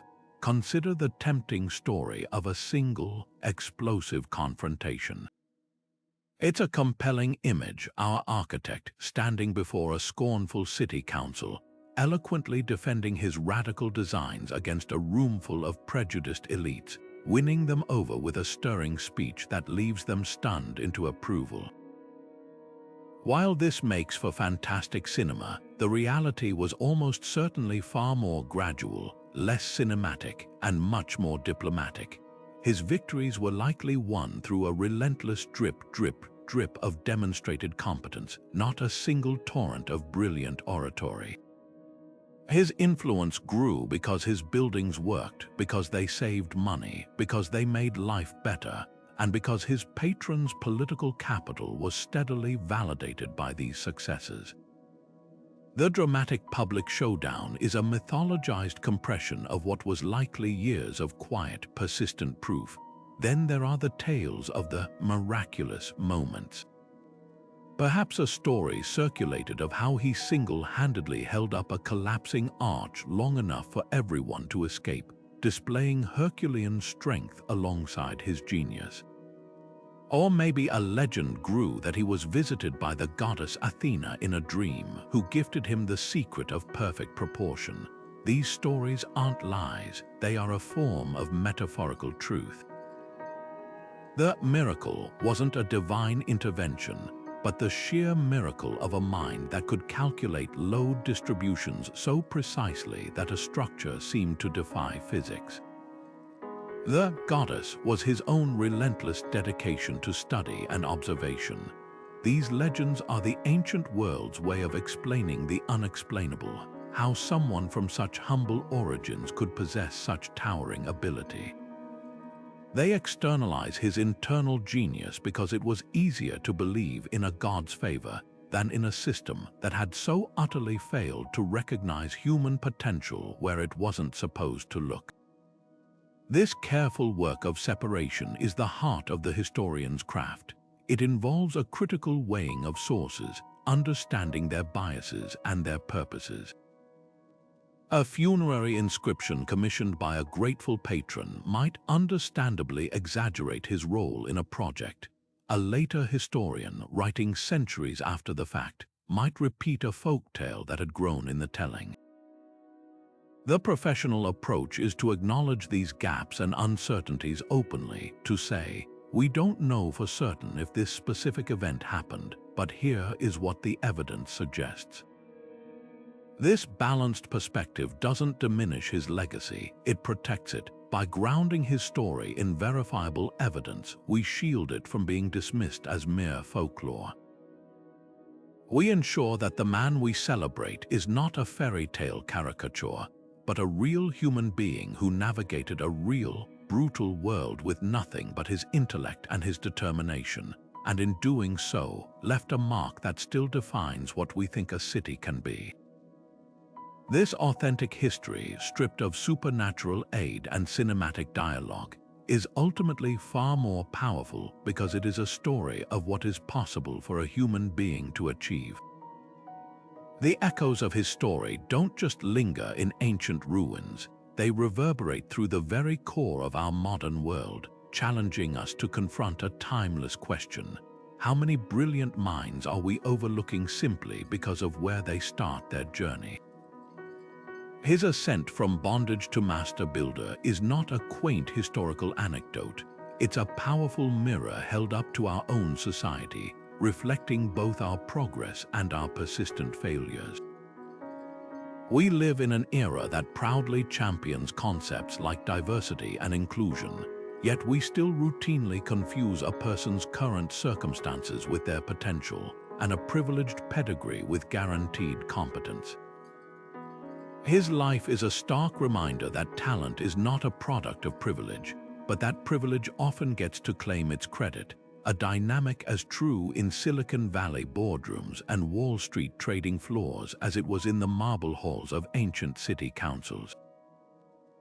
Consider the modern innovators who have reshaped our world from similarly humble beginnings.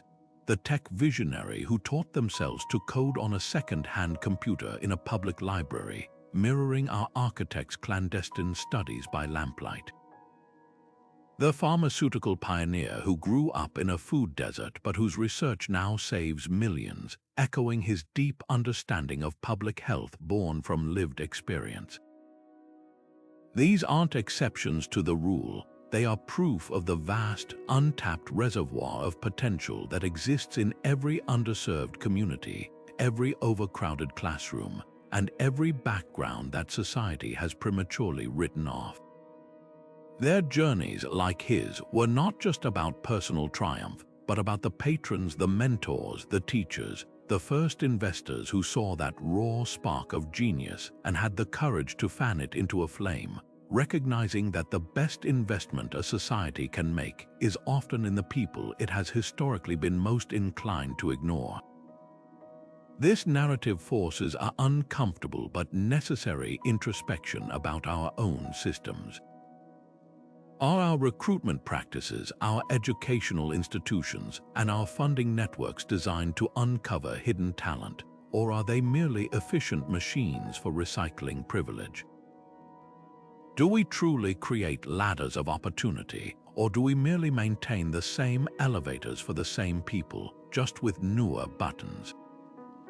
His story is a call to action to deliberately design systems that are proactive in their search for potential, that value practical problem solving and creative grit as much as formal credentials, and that understand that the most revolutionary ideas often come from those who have had to see the world from the bottom up, who understand its flaws intimately because they have been forced to navigate them every single day.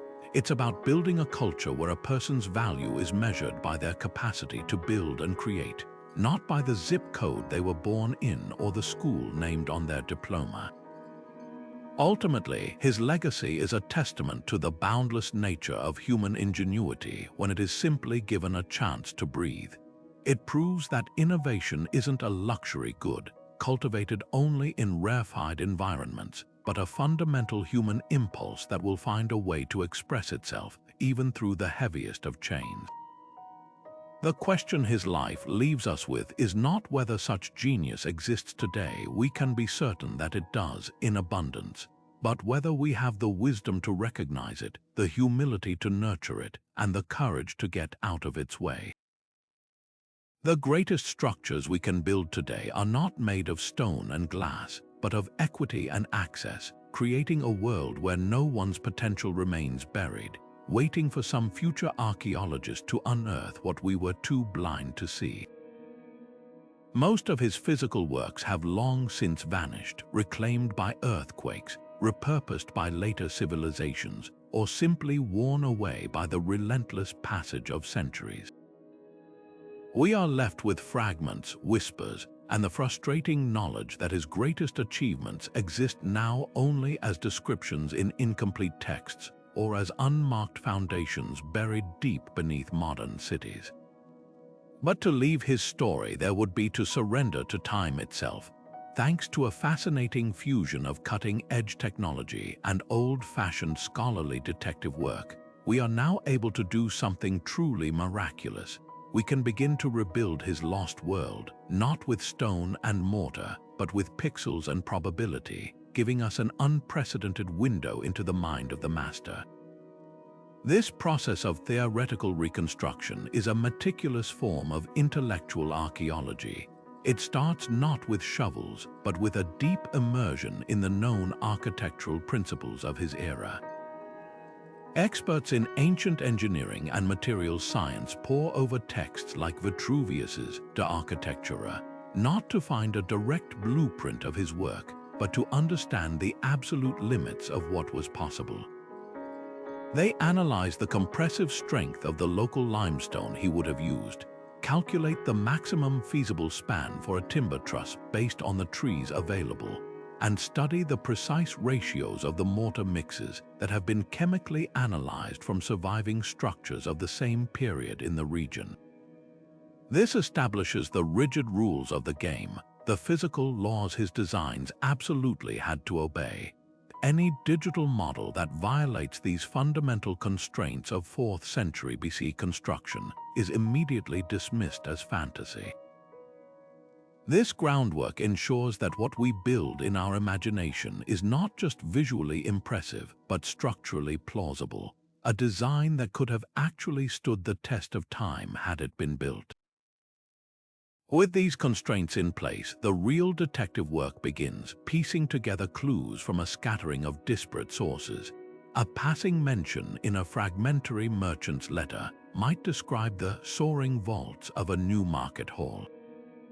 A partial inscription on a piece of broken pottery could list the materials delivered for a theater of novel design.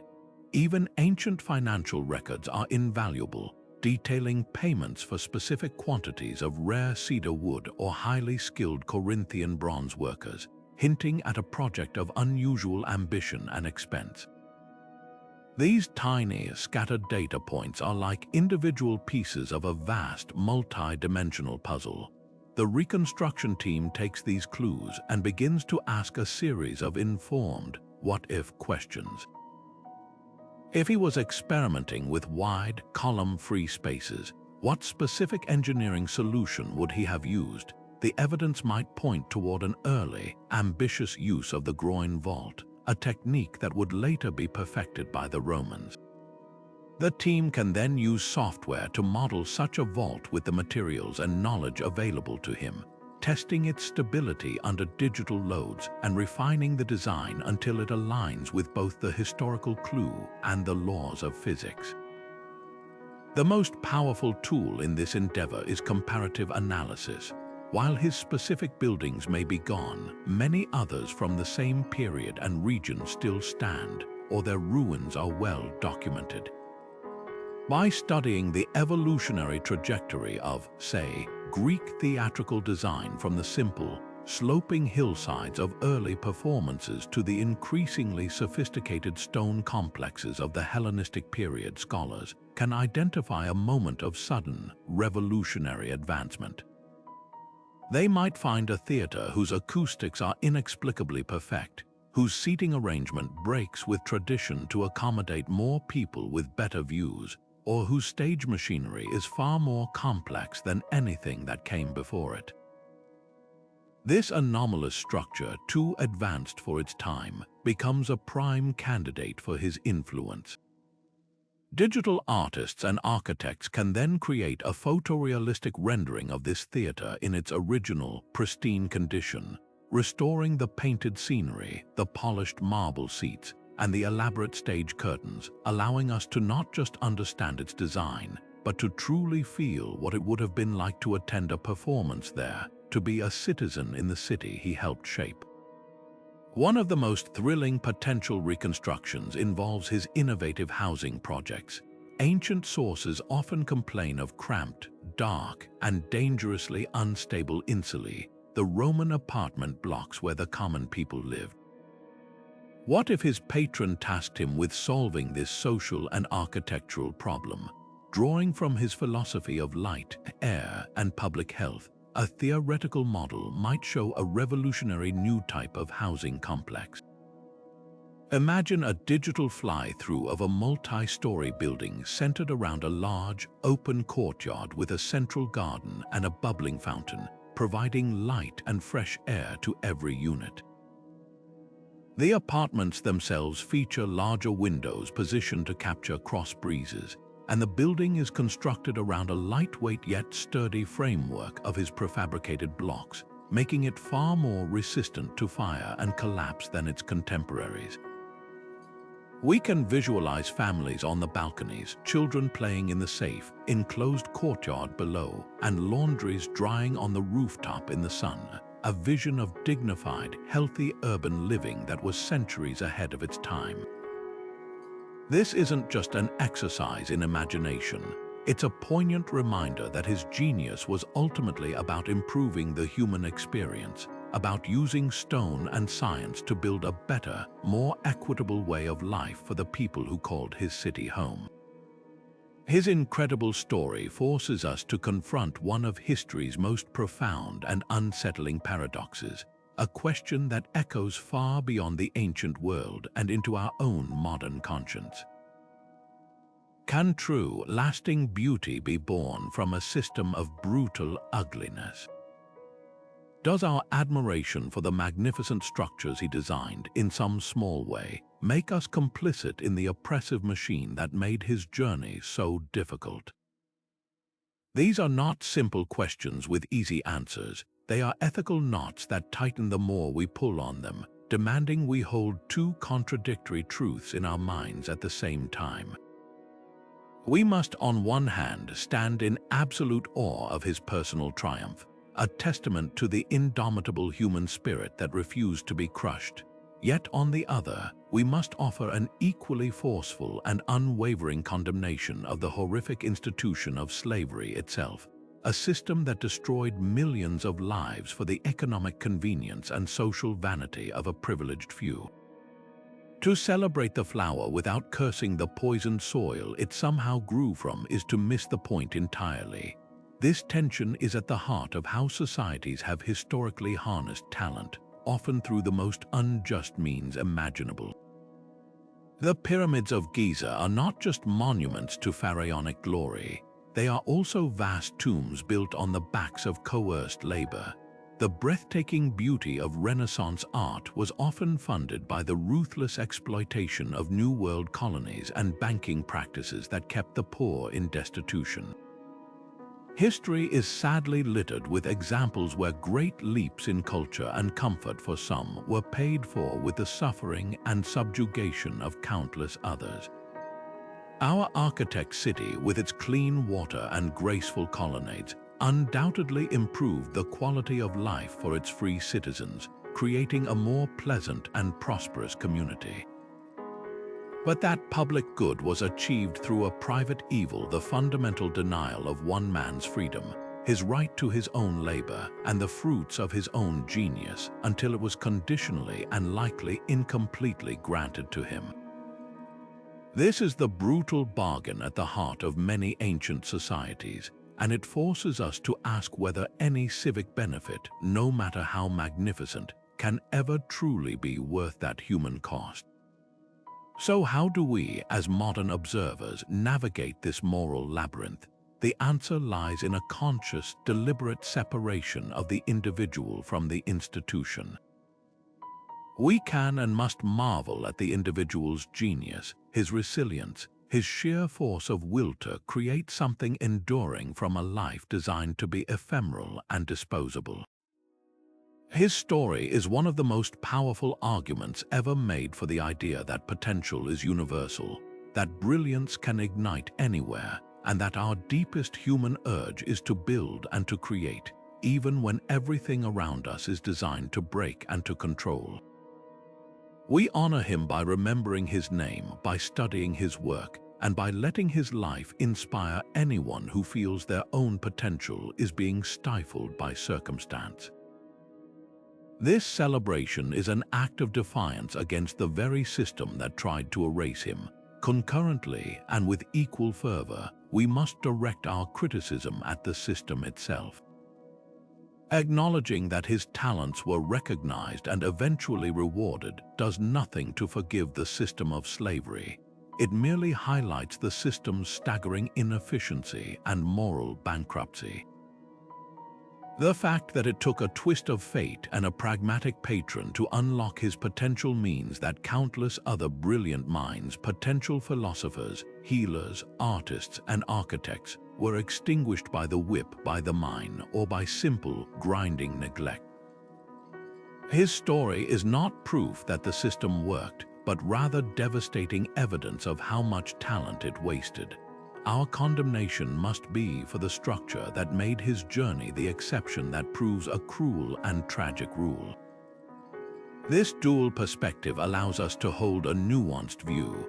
We can appreciate the artifact while abhorring the cost of its production, much like we can admire a beautiful, salvaged piece of shipwreck art while still mourning the lives lost in the storm that created it. Ultimately, his legacy offers us a crucial guiding principle for our own time, a lesson in what to truly value. It teaches us that our admiration should be reserved not for the end product alone, but for the conditions that allow such products to be created justly and freely.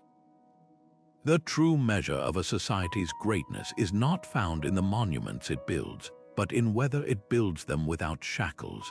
It challenges us to look at our own world and ask where we are still sacrificing human potential on the altars of convenience, profit, or tradition. Are there systems we uphold that, while less overt than ancient slavery, still systematically stifle genius based on race, gender, economic background, or nationality? His life is a permanent rebuke to the idea that injustice is a necessary price for progress.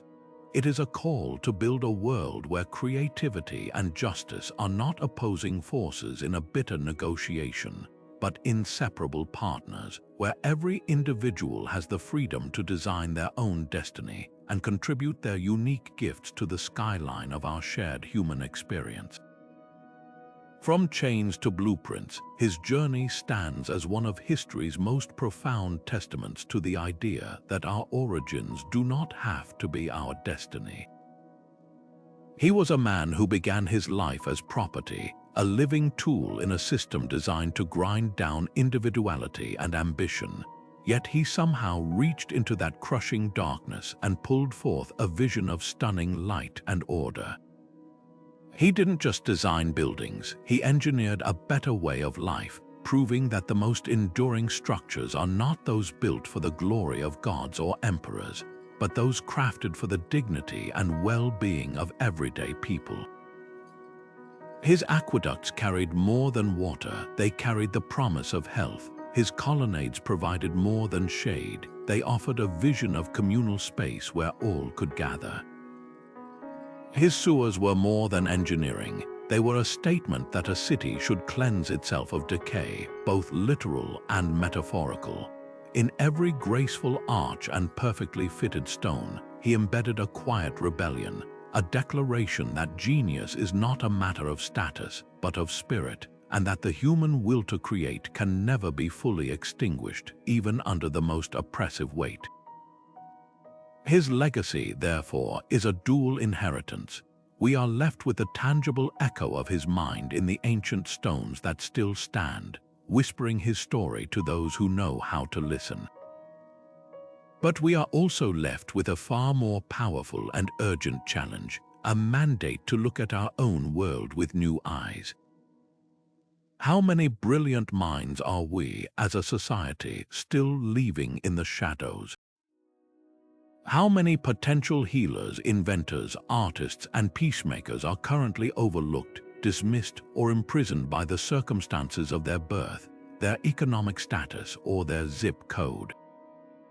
His story is a permanent rebuke to our own complacency, a reminder that for every story like his that we have managed to unearth, there are countless others that have been forever lost to the silence of neglect and prejudice.